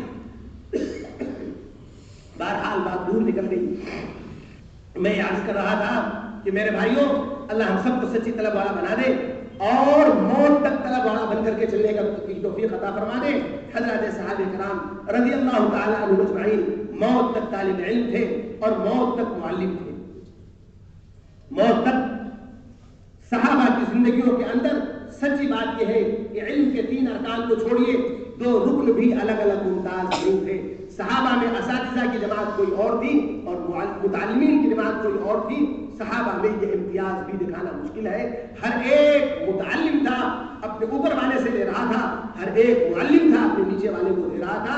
گھر میں مرد, مسجد میں مرد آ رہا تھا اور گھر میں لے جا کر کے سکھا رہا تھا, اور عورتیں گھر میں لے رہی تھیں اپنے بچوں کو سکھا رہی تھیں. صحابہ کی تمام عورتوں کا مدرسہ ان کے گھر, صحابہ کے تمام بچوں کا مدرسہ ان کے گھر. ان کے گھروں کے سوا کوئی مدرسۃ النساء یا مدرسۃ الاطفال اور طفلات نہیں دکھا سکتا ہے. صحابہ کے زمانے کے اندر اور ان کے مردوں کا مدرسہ ان کی مسجدیں تھیں اور اللہ کے راستے پر خروج تھا. اللہ کا گھر. اور صحابہ کا یہ علم عمق کہاں سے آیا؟ کون سی یونیورسٹیوں سے, کون سے اسکولوں سے اور کالجوں سے؟ میرے بھائیوں, ان کے گھروں سے, ان کی مسجدوں سے اور اللہ کے راستے کی نقل و حرکت اور خروج سے. صرف 35 سال کے اندر, 25 سال 23 سال حضور کا زمانہ, صدیق اکبر تک 25 کا زمانہ اور عمر فاروق رضی اللہ تعالیٰ عنہ کی شہادت تک 35 کا زمانہ. صرف ان 35 سالوں میں ساری دنیا میں اللہ نے اس حق کو غالب بنایا تھا. وَأَنْتُمُ الْأَعْلَوْنَ إِن كُنتُم مُؤْمِنِينَ کا آنکھوں دیکھا حال دکھلایا تھا. میرے بھائیوں, ساری دنیا میں غالب ایسا بنایا کہ پھر اگلے 600-700 سالوں تک کوئی سر اٹھانے والا دھرتی پہ نہ پیدا ہو سکا. میرے بھائیوں, یہ صرف 35 سالوں کے اندر ابتدا کیا ہوا ہے. 25 سال تیاری کرنے کا زمانہ تھا, امتحان کا زمانہ تھا. صحابہ پر امتحانات ڈالے ہیں, ان کو امتحان کی بھٹیوں میں حضرت صدیق اکبر رضی اللہ تعالیٰ عنہ کے زمانے میں خوب تپایا ہے, اور پھر اگلے 10 سالوں میں اللہ جل شانہ نے ان کو کھڑا کیا اور ساری دنیا کے باطل کو تہس نہس کر کے رکھ دیا. میرے بھائیوں, اللہ ہمیں تمہیں سمجھنے کی توفیق عطا فرمائے. نیتیں کریں انشاءاللہ ہمیں اس نہج کی طرف لوٹنا ہے. اور اس وقت ہمارے حضرت بہت ہی زیادہ یہ بات فرما رہے ہیں کہ علماء سے یہ مطالبہ کیا جائے کہ تمام علماء اپنا وقت فارغ کر کے مسجدوں میں اپنی دینے کی کوشش کریں. گھنٹہ 2 گھنٹہ 3 گھنٹہ اپنے سارے مشاغل کے ساتھ آپ جن مشغلوں کے اندر بھی زندگیاں گزار رہے ہیں, آپ اپنے مسجدوں کے اندر بیٹھ کر کے کچھ وقت دینے کی کوشش کریں اور اللہ کے بندوں کو کھینچ کر کے اللہ کے گھروں میں لائیں, اور وہ گھروں میں اللہ کے آ کر کے قرآن سیکھ رہے ہو, نمازیں سیکھ رہے ہو. میرے بھائیوں, علم صرف بچوں کا نہیں ہے, علم بوڑھوں کا ہے, علم جوانوں کا ہے, موت تک علم ہے. ہر حال میں علم کو حاصل کرنا ہے, علم والا بننا ہے. پوری امت کو مسجدوں میں لا کر کے اور پوری امت کے علماء مسجدوں میں اپنے وقت کو فارغ کر کے اور دے کر کے اس جوڑ کو بچھانے, تاکہ امت کا ایک ایک فرد اللہ کے گھروں میں آ کر کے علم کو لے رہا ہو. ہمارے مدارس جن کا وجود خطرے میں نظر آ رہا ہے, باطل کی کڑی نظریں جن پر ہیں, حالات سال بھر سے آپ کے آنکھوں کے سامنے ہیں, مستقبل اندھیرے میں ہے. اللہ ہمارے مدارس کی حفاظت فرمائے, ہمارے طلباء کی حفاظت فرمائے, ہمارے اساتذہ کی حفاظت فرمائے. میرے بھائیوں, حالات مستقبل میں اندھیرے میں ہے, ابھی کچھ کہنا مشکل ہے. اللہ ان سب کی حفاظت فرمائے. لیکن ان اداروں میں ہمارا صرف 2-4% مجمع ہی رہ پاتا ہے. باقی سارا مجمع میرے بھائیوں وہ اپنے گھروں میں ہے, اپنے کاروبار میں ہے, اپنے دھندوں میں ہے, اپنی مارکیٹ میں ہے, اپنے محلوں میں ہے. اس سارے مجمع کو ہمیں کھینچ کر کے اللہ کے گھروں میں لانا ہے. انشاءاللہ لائیں گے بھائی. اس کے لیے سارے اہل علم کا مجمع یہ نیت کرے کہ ہم اپنے گھروں اپنی محلے کی مسجدوں میں وقت دیں گے, اور اس وقت کے حالات کے اعتبار سے بالخصوص طلباء کو بھی نشانہ بنا کر جن بچوں کو کا ناظرہ ہے ان کو ناظرے کی سطح پر لے کر بیٹھیں گے, جن کا حفظ ہے حفظ کی سطح پر لے کر بیٹھیں گے, جن کی کتابیں ہیں کتابوں کی سطح پر لے کر کے بیٹھیں گے, یہاں تک کہ اللہ ہمارے ان اداروں کی حفاظت فرمائے اور ہمارے بچے اپنے اداروں کے حوالے ہو. میرے بھائیوں, اس کے بعد بھی ہمیں قیامت تک کے لیے یہ ماحول قائم کرنا ہے کہ امت کا 100% طبقہ باقی جو اللہ کے جو مدرسوں میں جا کر کے داخلہ نہیں لے سکتا ہے وہ اللہ کے گھروں سے جڑ کر کے علم کو لینے والا بن جائے. تو میرے بھائیوں, اس کا ماحول بنانے کی ضرورت ہے کہ نہیں؟ بتاؤ, ہے ضرورت کہ نہیں؟ یہ نیت کرنا ہے میرے بھائی. اللہ ہمیں اس کی توفیق عطا فرمائے. اور اللہ کا فضل و احسان, یہ جو ہمارے امت کے سرمایہ مدارس اور مکاتب کی شکل میں تھے, انہوں نے اتنا سرمایہ اب تک امت کے ہاتھوں دے دیا کہ اس سرمایہ کو اگر مساجد میں آباد نہ کیا گیا اور امت کے عموم کو ان علماء کے ساتھ نہ جوڑا گیا تو یہ علماء کہیں گے کہ ہمارے علم کا کوئی مصرف ہمارے پاس نہیں, مدرسے نہیں ملتے ہیں, پڑھانے کی جگہ نہیں ملتی ہے, شکوے اور شکایات کی بھرمار ہے. میرے بھائیوں, اگر سارے علماء اپنی مساجد کے اندر آ جائیں اور جو مساجد خالی پڑی ہیں ان مساجدوں میں جا کر کے ان کو آباد کرنے کی محنت میں لگ جائیں اور امت کے عموم کو کھینچ کر کے مسجد میں لانے کی محنت پہ لگ جائیں تو سچ بتاؤ کسی عالم کے پاس وقت بچے گا؟ وقت تو بچنا دور کی بات ہے. خدا کی قسم امت اگر طلب کے ساتھ متوجہ ہو گئی تو ان کی طلب کو پورا کرنے والے نہیں بچیں گے. آپ کا کھانا پینا حرام ہو جائے گا خدا کی قسم اگر امت طلب پہ آ گئی تو. آپ کو سکون سے بیٹھنے کو کھانا ملے گا. اور بات جو میں کہہ رہا ہوں دعوے کی نہیں ہوا کی نہیں ہے, یہ عملی کارگزاری ہے. آج بھی ہمارے جو علماء اپنے فرض منصبی کو پہچان کر کے اپنے آپ کو جوڑ محنت میں لگائے ہوئے ہیں, امت کے عموم اور عوام سے اپنا جوڑ بٹھایا ہوا ہے, ان کی نیندوں کو حرام کر رکھا ہے اس وقت کی امت کے عوام. غلط کہہ رہا ہوں میرے بھائیوں؟ کیا اس مجمع میں ایسے اہل علم نہیں ہے جن کا کھانا پینا دواؤں پہ لگ چکا ہو اور وہ ہماری اس بات کی شہادت دے دیں؟ کیوں بھائی؟ اگر آپ پر ذاتی نہیں گزری ہے تو کسی کو دیکھی ہو اسی کی بتا دیں. ارے بولو بھائی, صحیح کہہ رہا ہوں غلط کہہ رہا ہوں؟ صحیح کہہ رہا ہوں غلط کہہ رہا ہوں؟ اور یاد رکھنا جتنا اور سرمایہ ہمارے مدارس اور مکاتب تیار کر کے امت کو دیں گے اتنے ہی اور تقاضے بڑھیں گے. تو اب بات اس رخ پر ہے کہ میرے بھائیوں جو ہمارے مکاتب ہے مدارس ہے اس سے بہت زیادہ ضرورت ابھی باقی ہے. صرف ہمارے بچوں کے لیے بھی یہ مدارس اور مکاتب ناکافی ہیں. ابھی ہمیں پوری امت میں چل پھر کر کے اپنے تمام معصوم بچوں کی ضرورتوں کا انتظام مکاتب اور مدارس کی صورت میں مسجد مکاتب کو قائم کر کے بھی کرنا ہے. اور اس کے علاوہ جو بھی شکلیں قابو میں آئیں ہمیں امت کے ایک ایک بچے کو مکتب اور مدرسے سے جوڑ کر کے علم کے راستے سے جوڑنا ہے. اور پھر اس کے بعد یہ سرمایہ جب وہاں سے تیار ہو کر کے آئیں گے تو ان سرمایوں کی صلاحیتوں کو امت پر لگانے کے لیے ہمیں امت کی مسجدوں کو آباد کرنے کے راستے پر ڈالنا پڑے. کریں گے انشاءاللہ. اس وقت خاص موضوع جس کے لیے یہ سفر ہوا, جس کے لیے جماعت آپ کی خدمت میں آئی, میں اس سلسلے میں آپ کو تھوڑی سی کارگزاری سناؤں. انشاءاللہ کارگزاریوں سے بصیرت حاصل ہوتی ہے. اللہ کا فضل و احسان, اس مجمع میں بہت سے ہمارے متعارف چہرے اس وقت ہمارے آنکھوں کے سامنے ہیں اور بہت سے بے تکلف چہرے ہمارے آنکھوں کے سامنے ہیں اور بہت سے وہ جن کے ساتھ جو لنگوٹی عیار والا معاملہ چلتا ہے, جن کے ساتھ میں ہنسی مذاق اور دل لگی تک ہوتی ہے. اللہ کا فضل و احسان ہے.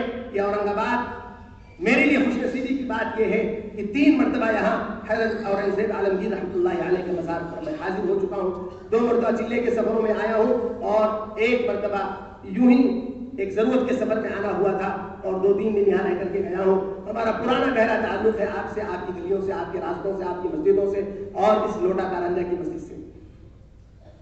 اس مسجد کا ایک لطیفہ سنا دیتا ہوں. چھوٹا سا تھا, بچہ سا تھا, چہرے پر بال بھی صحیح سے نہیں تھے. ایک دن کچھ باتیں اللہ سے ہونے کی, اللہ کے خیر سے نہ ہونے کی کہہ کر کے میں اٹھا. پرانے زمانے کا نقشہ میرے آنکھوں کے اندر ابھی تک موجود ہے. یہ موجودہ نقشہ تو آج ہی دیکھا ہے. پرانے زمانے کے نقشے کے اعتبار سے یہاں اوپر کی جگہ پر ایک جگہ تھی, وہاں جا کر کے میں بیٹھا جہاں ہماری جماعت کا قیام تھا. ایک شخص ہمارے پاس آئے بات سن کر کے اور وہ کہنے لگے کہ واقعتاً آپ نے سچ کہا. تو میں نے کہا کیا سچ کہہ دیا؟ کہنے لگا بالکل آپ نے سچ کہا کہ اللہ کے سوا کسی سے کچھ نہیں ہوتا اور ظاہر نقشوں سے کچھ نہیں ہوتا. میں نے کہا کوئی دلیل آپ کے پاس؟ تو کہنے لگے میرے چچا وہ فلاں پارٹی کے بڑے لیڈر ہیں اور ایسا نقشہ بہت کچھ ہے ان کے پاس, وہ سارا انہوں نے سنایا. اس زمانے کے اندر ایئر کنڈیشن دیکھا بھی نہیں تھا, میں نے تو نہیں دیکھا تھا اس وقت تک, اس کے بعد ہی دیکھا ہے. اس وقت تک نہیں دیکھا, سنا کرتا تھا اور بہت سی امت نے سنا بھی نہیں تھا. یہ غالباً 95 کی بات ہے. بابری مسجد کا حادثہ 94 کا ہے, یہ 96 کی بات ہے. اس کے 2 سال بعد میں آیا تھا رمضان کے مبارک مہینے کے اندر. چہرے پہ بال بھی صحیح سے نہیں تھے. دارالعلوم دیوبند کے طلباء علماء کی جماعتیں اور ان کے ساتھ میں یہاں آیا اور بات کر کے جب بیٹھا تو وہ آئے کہنے لگے کہ میرے چچا ان کے پاس گھر, آفس, گاڑی سب ایئر کنڈیشن. اللہ نے بلڈ کینسر لگا دیا اور ڈاکٹروں نے ایئر کنڈیشن پر پابندی لگا دی کہ کھلی فضا میں رہا. یہ دنیا کے نقشوں سے ذرا زور سے بولیں, جن نقشوں کے لیے ساری زندگی لگا دی. اور یہ تو وہاں انہوں نے سنایا تھا, اس مسجد میں کسی نے سنایا تھا, راجستھان کے تھے وہ جنہوں نے سنایا تھا. اور ہمارے گھر کی بات ہمارے سگے ماموں بڑا اللہ کے نقشہ عطا فرما رکھتے تھے. آخر میں ان کو بھی اسی طرح کی کوئی بیماری ہوئی تو اس کے بعد وہ جو لے کر کے آئے تھے خوب کھانے کھلانے کا مزاج تھا. اب گھر میں بڑھیا نقشے لا کر کے گھر کا جو بنا ہے وہ الگ سے، پھر مارکیٹ کا روزانہ نہ جانے کیا کیا، اور وہ دسترخوان پر، اور سب گھر والے کھا رہے، مہمان کھا رہے، اعزا اقربا کھا رہے، اور وہ بیٹھ کر کے دیکھ رہے دال کا پانی، چپاتی کے چھلکے اور موج کی زندگی، اور آنسو زارو قطار رویا کرتے تھے اس نقشے کو دسترخوان سے لے کر کے۔ غریب رحمت اللہ فرمائے اس دنیا سے جا چکے ہیں۔ میرے بھائیوں، اللہ ہم سب کو سمجھنے کی توفیق عطا فرمائے۔ بہرحال اس وقت جو مقصود تھا، جس کو میں سنانا چاہ رہا ہوں، جس کے لیے اس وقت ہم بیٹھے ہیں آپ کے ساتھ، وہ مقصد یہ ہے کہ اللہ کا فضل و احسان مدارس میں طلباء کی محنتیں زمانوں سے ہو رہی ہیں، بلکہ یہاں پر میں اگر یہ عرض کروں کہ ہماری تبلیغ کے تقریباً یہ 100 سال کا زمانہ ہونے کو آیا، اس تبلیغ کے ابتدا کے 5 صدی میں ہمارے اس نقل و حرکت کے اندر، خروج و نفر کے اندر، جماعتوں کے پھرنے کے اندر اہل علم کا وجود آدھے میں نمک کے برابر بھی نہیں تھا، تو یہ بات صحیح ہے۔ ہمارے بڑے بوڑھے بہت سے یہاں پر بیٹھے ہیں جنہوں نے اس زمانے میں دیکھا ہے، سینکڑوں جماعتوں میں کہیں 2-4 حافظ عالم نظر آ جاتے تھے، ورنہ بیچارے امت کی وہ عوام سیدھی سادھی جنہیں لکھنا پڑھنا بھی نہیں آتا ہے، چلے 4 مہینے لگا لیے ہیں اور انہیں امیر بنا دیا جاتا تھا، یا تھوڑا بہت اردو یا ہندی پڑھنا آتا ہے، ان کی شکل و صورت بدل دی ہے اس تبلیغ میں، انہیں امیر بنا دیا جاتا تھا، یا پھر اسکولوں اور کالجوں کے، یونیورسٹیوں کے لیکچرار اور پروفیسر حضرات اور ماسٹر حضرات اس طرح کے پڑھے لکھے لوگ ہوتے تھے، جن کے ذریعے سے اللہ نے یہ تبلیغ کا کاروبار بڑھایا، چلایا پھرایا، ساری دنیا کے اندر پھلا پھولا یہ کاروبار۔ آج اللہ کا فضل و احسان ہے، سارے عالم پر محیط ہو رہا ہے یہ کاروبار، اور سارے عالم کی آنکھیں اس وقت کھلی پڑی ہیں، بلکہ پھٹی پڑی ہیں کہ یہ کیا ہو گیا، یہ کیا ہو گیا، یہ کیا ہو رہا ہے۔ لیکن آج تک بیچارے غریبوں کو کچھ نہیں سمجھ میں آ رہا ہے۔ سوچا تھا کہ بڑے باباؤں کو دیکھا لاکھوں کروڑوں پہ ہاتھ ڈالے، اب تو سب سے بڑا پہ ہاتھ ڈالا ہے، اب تو انشاءاللہ آپ کو خرچوں کی اور اب تو ہمارے نیارے ہو جائیں گے۔ وہاں پہنچے، کہنے لگے کہاں ہے CCTV کیمرہ، بولیں گے ہے ہی نہیں، کہاں ہے لیپ ٹاپ، یہاں ہے ہی نہیں۔ تمہارا کام لیپ ٹاپ کے بغیر کیسا ہوتا ہے؟ کہ کام ضرورت پڑتی ہے تو جو کار سیوک آتے ہیں وہ اپنا لے کر آتے ہیں، کام کرتے ہیں، جب جاتے ہیں تو اپنا لے کر کے جاتے ہیں، اگلے کار سیوک آتے ہیں وہ اپنا لے کر کے آتے ہیں، وہ کرتے ہیں، انہیں کے پاس سب کچھ ہے، یہاں کچھ نہیں ہے، یہاں کچھ نہیں ہے۔ اور میرے بھائیوں، جو نہیں تھا وہ تو نہیں تھا، لیکن جو تھا خدا کی قسم اندھا بنا دینے والا اللہ آج بھی اسی طاقت اور قدرت کے ساتھ موجود ہے۔ ایسا اندھا بنایا ظالموں کو کہ ہمارے مہمانوں کی نہ جانے کتنی لاکھوں کروڑوں کی چیزیں، امانتیں جو وہاں موجود تھیں، جس کے لیے ہمارے کلیجے پھٹے ہوئے تھے، ہمارے ذمہ داروں کے کلیجے پھٹے ہوئے تھے کہ اللہ کیا ہوگا، یہ اللہ کیا ہوگا۔ بہت سوچا گیا، غور کیا گیا، ادھر کر دے ادھر کر دے، آخر یہ فیصلہ ہوا کہ نہیں، جس اللہ نے حال ڈالا ہے وہی اللہ پال کرے گا، وہی اللہ گزارے گا۔ میری بیوی بالکل جاہل انگوٹھا ہے، وہ ایک جملہ کہا کرتی ہے، اللہ اس کو بہت زیادہ اجر و بدلہ دے، وہ کہتی ہے جون اللہ ڈاری نے انہیں کٹی ہے۔ یہ دیہاتی زبان کے بول ہے جس کا میں نے اردو میں ترجمہ کر دیا، جس اللہ نے حال ڈالا ہے وہی کاٹے گا۔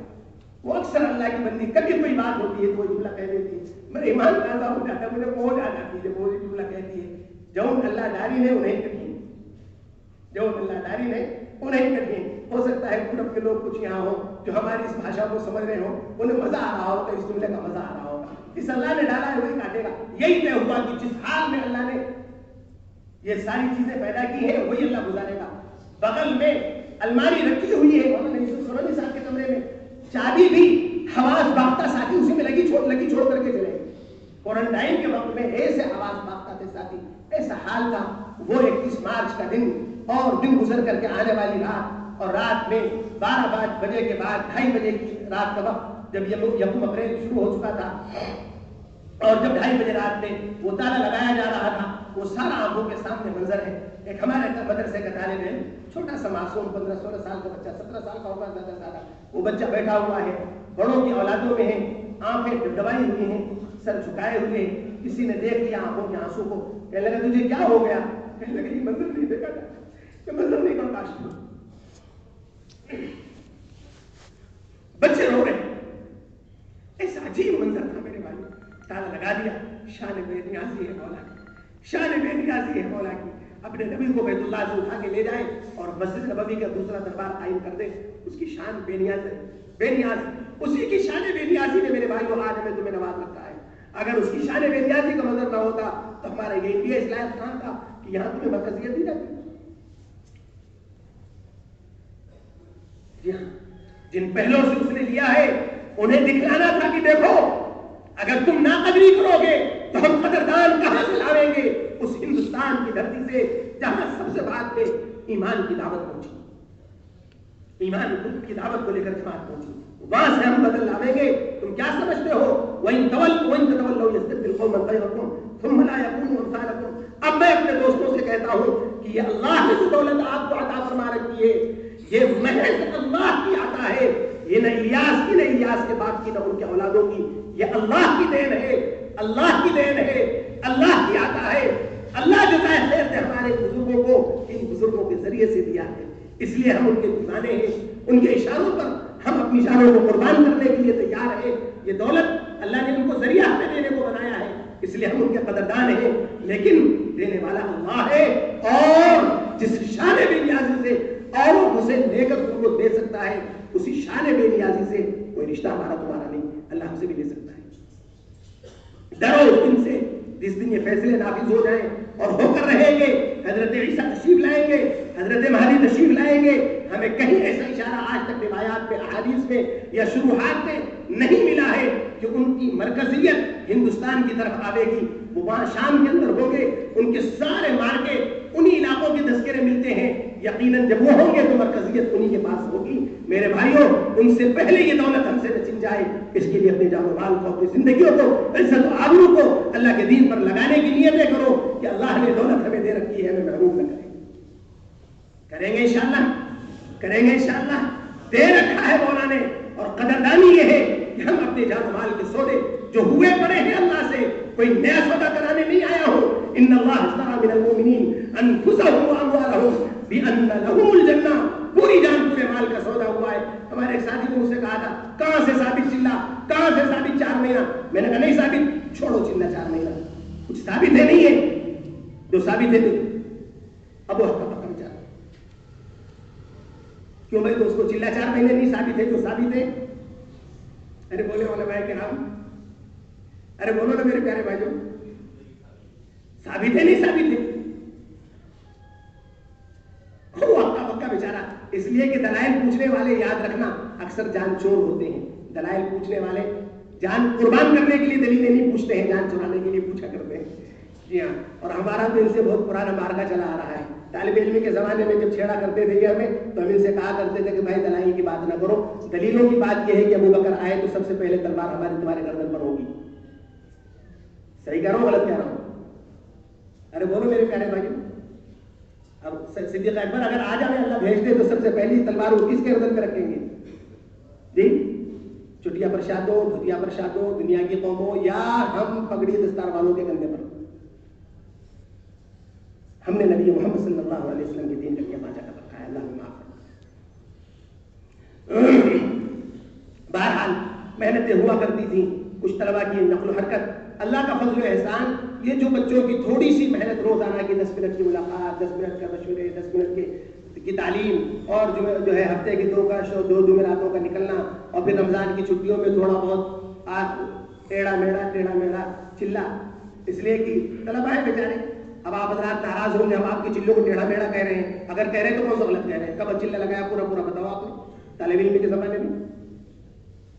دیکھیے ہمارے مولانا توحید صاحب ہے، مولانا توحید صاحب نے تو ایک استاد ہے، اللہ ان کو عمر برکت عطا فرما رہے، کبھی نہیں۔ اور سچی بات یہی ہے، اس لیے کہ ہمارے بزرگوں کی طرف سے یہی تھا کہ بھائی یہی تمہاری گھر بنی ہے، چلا چلتے چلتے پورا ہو جائے گا، اور چلتے چلتے بھی پورا نہیں ہوتا تب تک چلا مان لیتے تھے۔ 19 شعبان کو دارالعلوم دیوبند میں امتحان دے کر کے نکلنے والا، بتاؤ اس کا چلا کب پورا ہوگا؟ 29 میں پورا ہوگا نہیں ہوگا؟ سچی کی ایمانداری کی، اور دن بھر جو تھوڑا جھکتا تو جھکتے میں بتاؤ عید پار ہوگی نہیں ہوگی؟ لیکن ہمارے بڑوں کا یہ احسان، اللہ ان کو جزائے خیر دے، کہ بھئی عید تو ان کے گھر کروا دو، سال بھر ہی اللہ کے راستے میں، سال بھر اللہ کے راستے میں، سال بھر اللہ کے راستے میں، ماں باپ سے دور، اعزاء اقربا سے دور۔ اب چھٹیاں ہوئی ہیں، ہاں بہنوں کی تمنائیں ہیں، بھیا آئیں گے تو بھیا پر اپنے حصے نچاور کریں گے۔ یہ طلبا ہمارے سارے اپنے ماضی کے، آپ بتاؤ جب آپ اپنے گھروں کو جاتے تھے تو سچ بتاؤ، جب گھر میں حصہ لگتا تھا یہ بھائی کا، یہ بہن کا، یہ ان کا، یہ ان کا، تو ان حصوں میں بہنیں اپنے حصوں کو قربان کرتی تھی، آپ کے لیے نہیں کرتی۔ اگر آپ ایسے خوش نصیب تھے کہ بہن آپ کو ملی نہیں، یا آپ ایسے خوش نصیب تھے کہ آپ اکلوتے ہی رہے، تو آپ کی خوش نصیبی کی بات ہے، ورنہ اور ہمارے جیسے بدنصیب اگر ہو جن کے گھر میں 12 تو بتاؤ حصے لگیں گے نہیں لگیں گے؟ ایک صاحب اپنے اکلوتے کے لیے بہت بڑے مال والے پتہ نہیں کیا کیا کھلانا چاہ رہے بچے کو، اور بچہ کھاتا نہیں، تو مولوی صاحب سے شکایت کی کہ یہ کھاتا نہیں مولوی صاحب یہ کھاتا نہیں، تو مولوی صاحب نے کہا اچھا اسے میرے گھر بھیج دو کچھ دنوں کے لیے، ہمارے 10-12 کے بیچ میں اسے بھی جب حصہ لگ کر کے ملے گا تو کھانے لگے گا۔ تو میرے بھائی سچ بتاؤ، جن گھروں میں حصے لگا کرتے ہیں وہاں بہنوں نے آپ اپنے حصوں کو آپ کی چھٹیوں میں آپ پر قربان کیا نہیں کیا؟ ماؤں نے اپنے حصوں کو آپ پر قربان کیا نہیں کیا؟ باپ نے اپنے حصوں کو آپ، اور یہ تو چھوٹی سی بات ہے کہ جو رسگلے آئے تھے اس کے حصے کی بات ہو گئی، برفی پیڑے آئے تھے اس کے حصے کی بات ہو گئی، ورنہ آپ کے لیے کیا کچھ نشاور نہ کیا گیا؟ میں اکثر گھروں مجموعے میں طلبا سے پوچھا کرتا ہوں آپ اپنے گھروں کے اندر بتاؤ تو صحیح تمہارے ناز نخروں کے مقابلے میں کس کے ناز نخرے اٹھائے جا رہے ہیں؟ دنیا کے کسی فن اور ہنر کا حاصل کرنے والا ہو، کسی علم کو سیکھنے والا ہو، کہیں کا ہو، اس قرآن و حدیث میں سیکھنے والے طالب علم کے مقابلے میں کس کے نخرے اس کے گھروں میں برداشت کیے جا رہے ہیں؟ بتاؤ۔ وہ نخروں میں انتظار ہو رہا ہے بھیا آئے گا، بابو آئے گا، اور بھیا کہتا ہے ہم چلے میں جائیں گے۔ ہمارے ایک ساتھی تھے، میں نے ان کی تشکیل کی، کئی سالوں تک تشکیل کرتا رہا، وہ نہیں تیار ہوتے تھے، 1 سال تیار ہو گئے تو گھر والوں کو بتایا تک نہیں، مشورہ کرنا تو دور کی بات، پیسہ مانگنا تو دور کی بات، اور اپنے پیسوں کو بچا کر کے کچھ جمع کرتے رہے، اور پھر ہمارے ساتھ نکل گئے۔ جماعت میں جانے کے بعد گھر پر لکھا کہ میں چلے میں ہوں، عید گھر پہ کروں گا۔ تو جب گھر والوں کو پتا چلا کہ عید میں آ جائے تو سب خوش، کسی کو ناراضگی نہیں ہوئی کہ کیوں نہیں آیا، عید کے نام پہ خوش ہو گئے سب لوگ کہ عید میں آ جائے۔ اب جب یہ عید میں گھر میں پہنچا تو اب یہ والا علی نہیں تھا جو پہلے کبھی آیا کرتا تھا، مدرسوں سے تو 1000 یہ پہلے بھی آیا تھا، لیکن یہ اب علی جو چلے سے گزر کر کے آیا، اس کے تو نقشے بدلے ہوئے ہیں، اس کی ناک کے 2 چھید کے بجائے 3 دکھ رہے ہیں، اور منہ 32 کے بجائے 64 دانت دکھ رہے ہیں، اور آنکھوں میں 2 کے بجائے 4 اوپر نیچے 2 آنکھیں دکھ رہی ہیں۔ کیوں بھائی ایسے ہی دکھ رہا تھا نا؟ ارے ایسے ہی دکھ رہا تھا نا؟ لیکن نہیں، جو دکھا وہ کچھ اور تھا، جو دکھا۔ تو اب نانی بھی کہہ رہے ہیں بیٹا اگلے سال تم پھر چلے میں جاؤ گے نا، اور دادی بھی کہہ رہے ہیں بیٹا اگلے سال تم پھر چلے میں جاؤ گے نا، اور اگلا سال آیا تو پکی بات، چلنے کا ارادہ نہیں تھا، اپنے دل کی بات اس نے مجھ کو خود سنائی۔ ابا کا کچھ دنوں پہلے ہی خط آ گیا، بیٹے کتنے پیسے بھیج دوں، تجھے تو چلے میں جانا ہے نا، تو ابا کے ساتھ میں مجبور ہو کر اسے چلے میں جانا پڑا بیچارے کو۔ لیکن ان طلبا کی محنتوں سے، ان کی کوششوں سے اللہ کا فضل ہے، پوری دنیا میں آج نظام الدین کی مسجد کے اندر دنیا کا کوئی ملک اور ہندوستان کا کوئی صوبہ نہیں آ رہا ہے جس میں یہ 20-25 سال کے درمیان میں تیار ہونے والے علماء نہ آ رہے ہیں۔ اللہ کا فضل و احسان، وہی بچے تھے آج بڑے ہو گئے۔ آج میرے بھائیوں ہمارا سب سے قیمتی سرمایہ ان مدارس پہ جا رہا ہے۔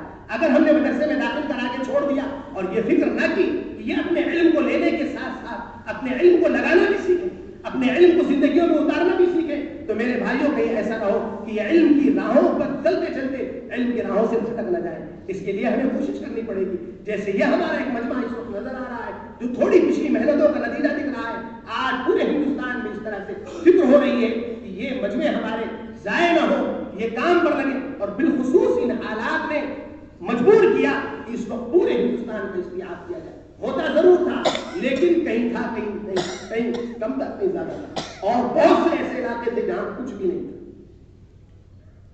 کچھ بھی نہیں تھا۔ یو پی میں ہم اپنے مشورے کر لیا کرتے تھے سال کے شروع میں، سال کے آخر میں، آدھی یو پی کا ایک طرف، 5 حلقوں کا 4 حلقوں کا ایک طرف، پھر ہم مشورے کر کے کچھ محنتوں کی ترتیبیں بنا لیتے تھے، طلبا کو جوڑتے تھے، جوڑ کر کے محنتیں کرتے ہوئے۔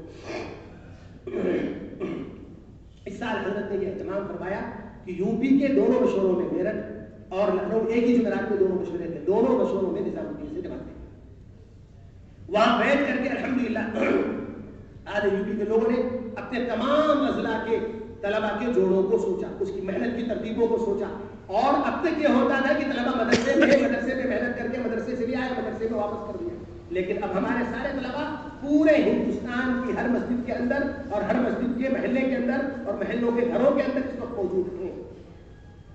اگر تھوڑی بہت تعلیم کی کہیں شکل ہے تو قیام کی شکل کہیں نہیں ہے، اپنے مقام سے ہی تعلیم کی شکلیں بنائی جا رہی ہیں، اور قیام کی جو شکل ہے کہیں تو اس کو قیام کی شکل کے نام پر فیصد اگر دیکھا جائے تو کیا کہا جائے گا۔ تو سارے طلبا یہ ترتیب قائم ہوئی کہ مسجد وار جماعتوں کی ترتیب پر محنت کرا کے ہر مسجد میں ایک ایک طالب علم کو ڈھونڈا جائے، ایک ایک عالم کو ڈھونڈا جائے۔ کتنے طلبا ایسے ہیں جو حالات سے متاثر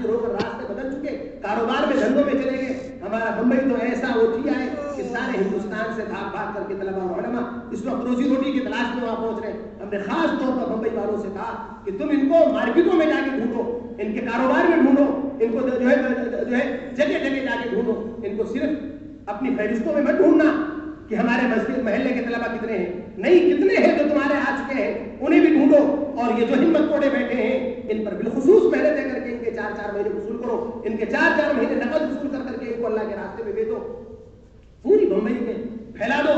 آپ سے کہتا ہوں پورے مہاراشٹر میں طلبا کو وصول کر کے پھیلا دو. انشاءاللہ ان کی محنتوں سے یہ جوڑ بھی کامیاب ہوں گے, جوڑوں کی محنت بھی مضبوط ہوگی.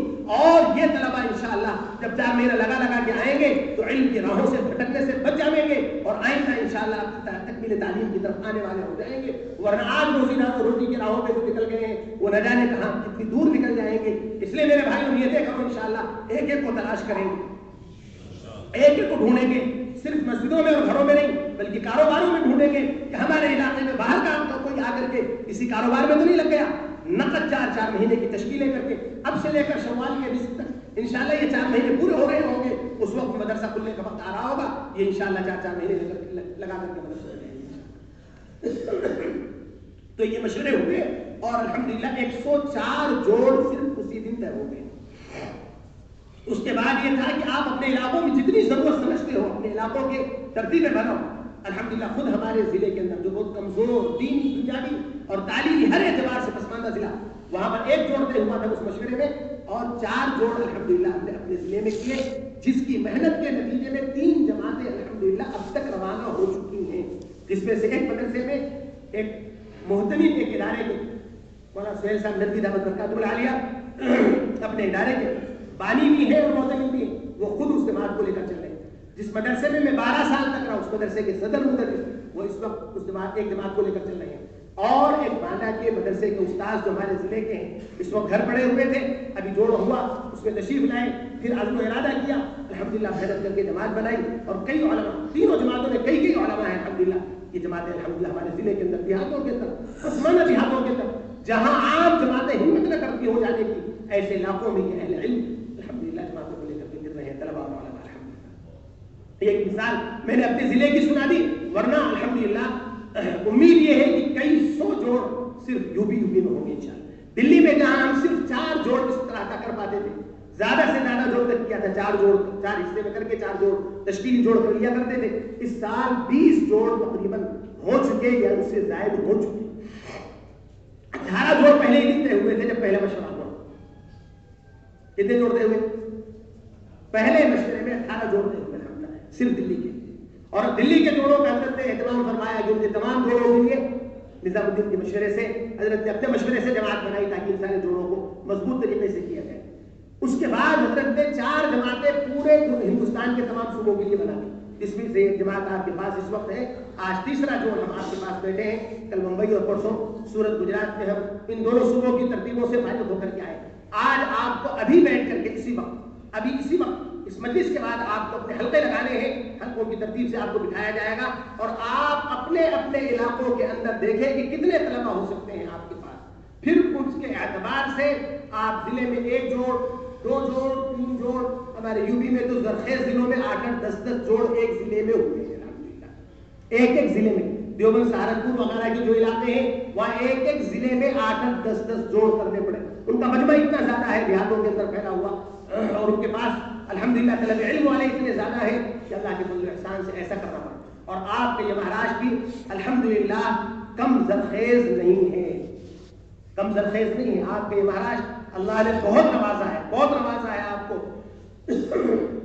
آپ کو دیکھنا پڑے گا, ایسی ترتیبیں بنانی پڑیں گی کہ کوئی علاقہ اور کسی علاقے کا کہ کوئی مسجد اور کسی مسجد کا کوئی محلہ بچنے نہ پائے, کوئی گلی بچنے نہ پائے جس میں ایک گھر اور ایک کاروبار اور دکان اور دھندوں میں آپ تلاش نہ کر لیں کہ طلبا کہاں آ کر کے چھپے ہیں.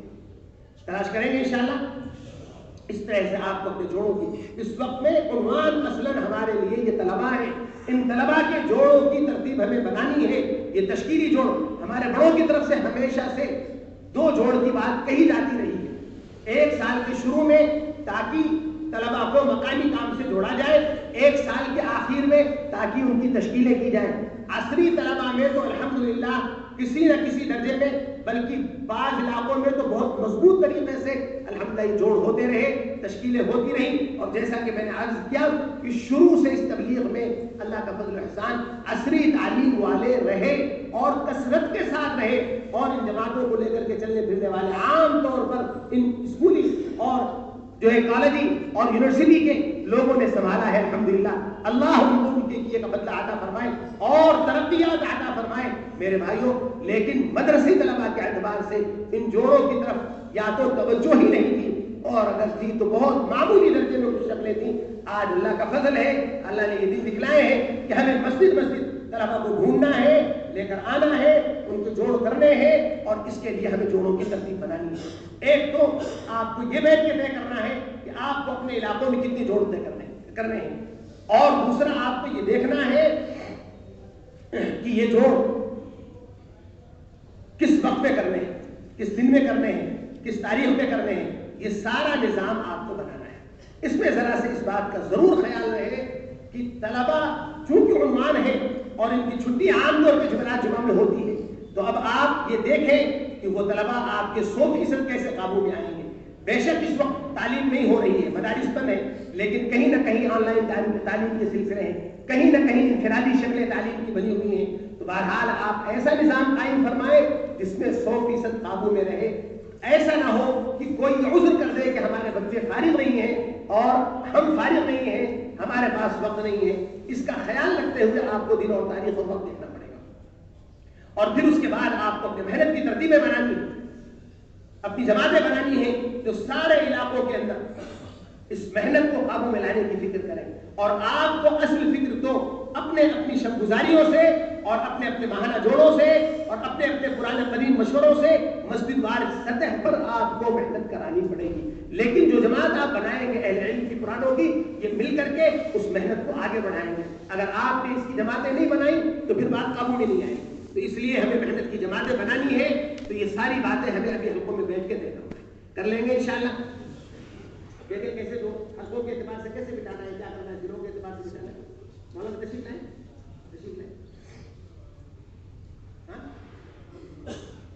اچھا نہیں فائدہ تو بولا نہیں آ جائیں تو پھر انشاءاللہ بٹھا دیتے ہیں، جب تک آپ میری طرف متوجہ ہوتے ہیں۔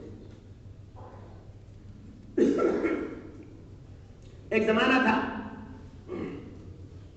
کہ مدرسوں کے اندر دعوت اور تبلیغ کا نام بھی تعجب سے دیکھا جاتا تھا، اور ہمارے ساتھ تو بہت ایسا ہوا ہے۔ ایک کمرے میں داخل ہوا، بچہ سا تھا، سوم عالمی میں کافیہ میں، بالکل عمر بھی چھوٹی سی، اور اندر قدم رکھتے ہی اندر سے ایک صاحب نے ایک پاؤں اندر ہے ایک پاؤں، بولے صاحب دارالعلوم میں تبلیغ کی کیا ضرورت ہے؟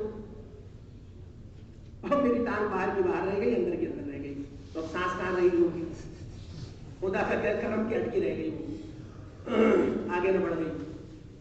ایسا میں بالکل ایک دم میرے حواس باختہ ہمیشہ اندر باہر ایسے اٹکا ہوا کھڑا تھا۔ اتنے میں ایک دوسرے صاحب کو جاؤ جس حال میں ہوں میں تو انہیں پہچانتا بھی نہیں ہوں، لیکن ان کے لیے دل سے تو آئی نکلتی ہیں۔ انہوں نے اپنے ساتھی کی طرف مخاطب ہو کر کے چپ رہو، آئیے مولانا آئیے تشریف لائیے۔ تب میری سانس اٹکی ہوئی واپس آئی، میرا وجود جو اپنی روح سے بھی ہاتھ دھو بیٹھا تھا، اس وقت روح نے سوچا کہ چلو لوٹ چلو یہ دکھلائیں۔ پھر میں اندر گیا بیٹھا۔ اس وقت صرف اتنی بات ہم لوگ کیا کرتے تھے کہ بھئی آج جمعرات، اور جمعرات کے علاوہ دارالعلوم میں کسی دن بھی ملاقات نہیں کر سکتے، صرف جمعرات ملاقات ہوتی تھی اس زمانے میں۔ تو اس میں ہم اتنا کہا کرتے تھے کہ آج جمعرات ہے، حسب صادق آج بھی جماعت نکلے گی، بھئی آپ میں کسی کا ارادہ ہو تو بتا دو۔ اب کوئی خوش نصیب ہوتا اور وہ کہہ دیتا کہ ہاں میں تیار ہوں، تو میں کہتا تھا کہ شام کے کھانے کا ہم لوگ وصول کر لیں گے، ساتھ میں لیتے چلیں گے، اس کے لیے آپ اپنا ٹکٹ دے دو۔ تو ان کے کھانے کا ٹکٹ لے لیتے تھے، شام کا کھانا ہم وصول کر لیا کرتے تھے۔ الحمدللہ اس زمانے میں ہمارے بہت سے دوستوں کی ایسی تعداد تھی جو جمعرات کو اہتمام سے اپنا ٹکٹ دے دیا کرتے تھے، اس لیے کہ شام کو اپنا کھانا پکانے کا ارادہ رکھتے تھے، اور وہ فخر سے کہا کرتے تھے کہ میرا ماشاءاللہ ہمارا کھانا آج اللہ والوں نے کھا لیا، کہے کبھی ٹکٹ دے دیتے تھے۔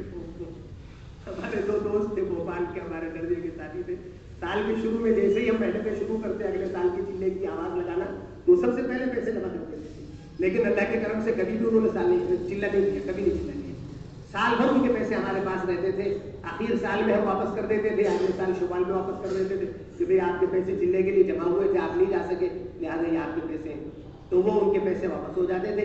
फिर अगले साल जैसे ही हम आवाज लगाना शुरू करते तो सबसे पहले वो पैसे जमा कर देते। अब उनके पास जितनी हम जमाते लेकर पहुंचते तो हाँ हमारे पैसे जमा है, जरूर चलेंगे। अब बताओ उसके बाद क्या तकलीफ रह गई? हमारे तबलीग वालों की सारी तकरीर तश्कील से पहले की, तश्कील के बाद कुछ नहीं है। तश्कील के बाद तो उलमा का काम है, उम्मत को पढ़ाना, लिखाना, सिखाना, चलाना, दिखाना। ये तश्कील वाले बेचारे तो यहाँ तक उम्मत को लाकर फारिग हो जाते हैं, बाकी काम तो आपका था। सच बताओ बाकी काम किसका है? अब बहुत से लोग नाराज हो जाते हैं, बताओ तश्कील का बयान भी तबलीग वाले करते हैं, हमें नहीं करने देते। अरे भाई गल्ला वसूली का बयान तो उसी से करवाना पड़ेगा ना जो अच्छा गल्ला वसूल करा सके, ये शेखुल हदीस साहब से कराना पड़ेगा। बताओ अल्लाह वसूली का बयान किससे करवाएंगे? नहीं समझ में आया। ऐसे पहले लोग सीधे साधे लोग समझने के बावजूद भी जाहिर नहीं करते कि समझ गए सब कुछ हम क्या कह रहा है। ये जालिम जो है बड़ी सख्त बात कह रहा है, अल्लाह हम सबको माफ फरमा दे। तो बहरहाल तश्कील का काम है, तो वो पैसे जमा कर दिए और साल भर पैसे जमा, जैसे ही जाओ अरे मेरे तो पैसे जमा है सदुल्ला भाई, मैं तो चलूंगा, और कभी नहीं गए। ऐसे समझदार मुस्लिम के लोग होते थे। बहरहाल ये सारी चीजें जो हमारी तालिब इल्माना लतीफ़े हैं जो हम आपको सुना रहे हैं ये गुजर गई, लेकिन मेरे भाइयों वो बच्चों की थोड़ी सी मेहनत, उन मेहनतों के असरात आज पूरे दुनिया में दिख रहे हैं। अल्हम्दुलिल्लाह कोई सूबा हिंदुस्तान का ऐसा नहीं आता है जो उस जमाने के तलबा अब अपने इलाके के उलमा और अपने इलाकों के काम में घुसे हुए, अपने इलाकों के जिम्मेदारों के अंदर एतमाद हासिल किए हुए, और माशाअल्लाह वो आते हैं और अपने सूबों के इलाकों के काम को लेकर के चल रहे हैं। ऐसे मुल्कों में अफ्रीका आया, अफ्रीका के मुल्कों में यहाँ के फारिदीन, हिंदुस्तान के फारिदीन उलमा जो उन मुल्कों में जा बसे हैं वो आ रहे हैं। अमेरिका आ रहा है, उनके साथ उलमा आ रहे हैं। ऑस्ट्रेलिया आ रहा है, उनके साथ उलमा आ रहे हैं। यूरोप आ रहा है, उनके साथ में उलमा आ रहे हैं।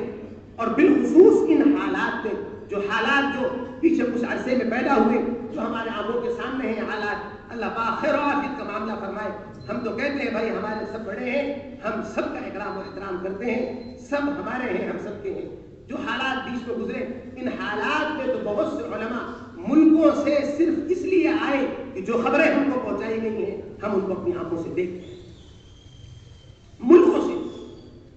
और चूंकि बदनाम जमाना रहा तालिब इल्म के जमाने में, तो अक्सर जानते भी हैं, उन्हें ये भी खबर हो गई है कि अभी वहीं बगले वाली मस्जिद में पड़ा रहता है, तो वो मुझे ढूंढते हुए खास तौर पे आते। और एक आलिम, अल्लाह उनकी उम्र में बरकत अता फरमाए, अल्लाह बहुत बेपनाह बरकत अता फरमाए, उन्होंने तो मुझसे ये कहा कि इन हालात में मुझे आने का मौका नहीं था, मैं सिर्फ ये जाहिर करने के लिए आया हूं कि हम निजामुद्दीन के साथ खड़े हैं। दारुल उलूम देवबंद के फारिग उन्होंने मुझसे ये कहा कि मैं सिर्फ इसलिए इस बार इस दौड़ में आया हूं, अपने इलाके के दौड़ में, ताकि दुनिया देखे कि फला वो निजामुद्दीन में अभी भी खड़ा है, इन हालात में भी खड़ा है। फिली से एक बहुत बड़े आलिम आए हमारे बाद के फारिदीन में, हमारे साथ इस जमाने में चिल्ला लगाया है, वो आए, उन्हें पता चला कि असदुल्लाह वहां बैठा हुआ है, कहने लगे मैं सिर्फ इसलिए आया कि तू यहां है ताकि मैं समझूं किस हालात में। अल्लाह का फजल एहसान मेरे भाइयों, उलमा सारे आलम से आ रहे जो इस थोड़ी सी मुद्दत के जमाने में तालिब इल्माना मेहनतों का नतीजा बन गए, तलबा की छोटी मोटी मेहनतों का नतीजा बन गए। इस वजह से ये आपके घरों में और इलाकों में फैले हुए बिखरे हुए तलबा जो आज मदारिस के माहौल से बाहर पड़े हुए हैं, आप नियत करो इन बच्चों की हिफाजत करेंगे, इनको जाय होने से बचाएंगे, इनको घरों घरों से वसूल करेंगे, मस्जिदवार जमातों की सतह पर मस्जिदों की मेहनतों से इन्हें काबू में लाएंगे, इन्हें ढूंढेंगे, तलाश करेंगे। हम ये नहीं कहेंगे कि हमारे इतने तलबा पढ़ने वाले नहीं, आप ढूंढो, हो सकता है आपकी मार्केट के अंदर बाहर के बच्चे आ गए हो अपने अपने रास्ते को बदल कर। जी हाँ, आप तलाश करो, ढूंढो, और एक एक को तलाश करके उन्हें जोड़ों में लाया जाए, और जोड़ों में ला करके जो इस वक्त टूटे हुए हैं, टूट चुके हैं, जिनकी तरतीबें नहीं बन पाई हैं, उन्हें तो नकद 4-4 महीने के लिए अभी से वसूल करके अभी से उनकी जमातें बना के डालना है, और जिनके जिले काबू में आ जाए उनकी जिले की जमातें बना के डालना है, और जो इल्म की शक्लों से किसी न किसी दर्जे में इनफरादी इज्तिमाई जुड़े हुए हैं उनको मामूल के मुताबिक रमजान की छुट्टियों के एतबार से वसूल करवाएं। अल्लाह हम सबको कहने सुनने से ज़्यादा अमल की तौफीक अता फरमाए। और हमारे पास यहाँ उलमा इकराम भी हैं, इनका साल और दूसरा साल भी वसूल करना है, और हमारे बड़े भी हैं, हमारे ये पुराने बड़े, इनकी सालाना 4-4 महीने और सालाना 6-6 महीने और इनके 5-5 माह बैरून ये भी इंशाअल्लाह वसूल करना है। سب کچھ لینا ہے، چھوڑنا کچھ نہیں۔ ابھی حلقے لگانا ہے، اپنے اپنے ضلع کے اعتبار سے بیٹھنا ہے، تو تھانہ والے حضرات ایک جگہ ہو جائیں، اپنا حلقہ لگائیں۔ تھانہ جی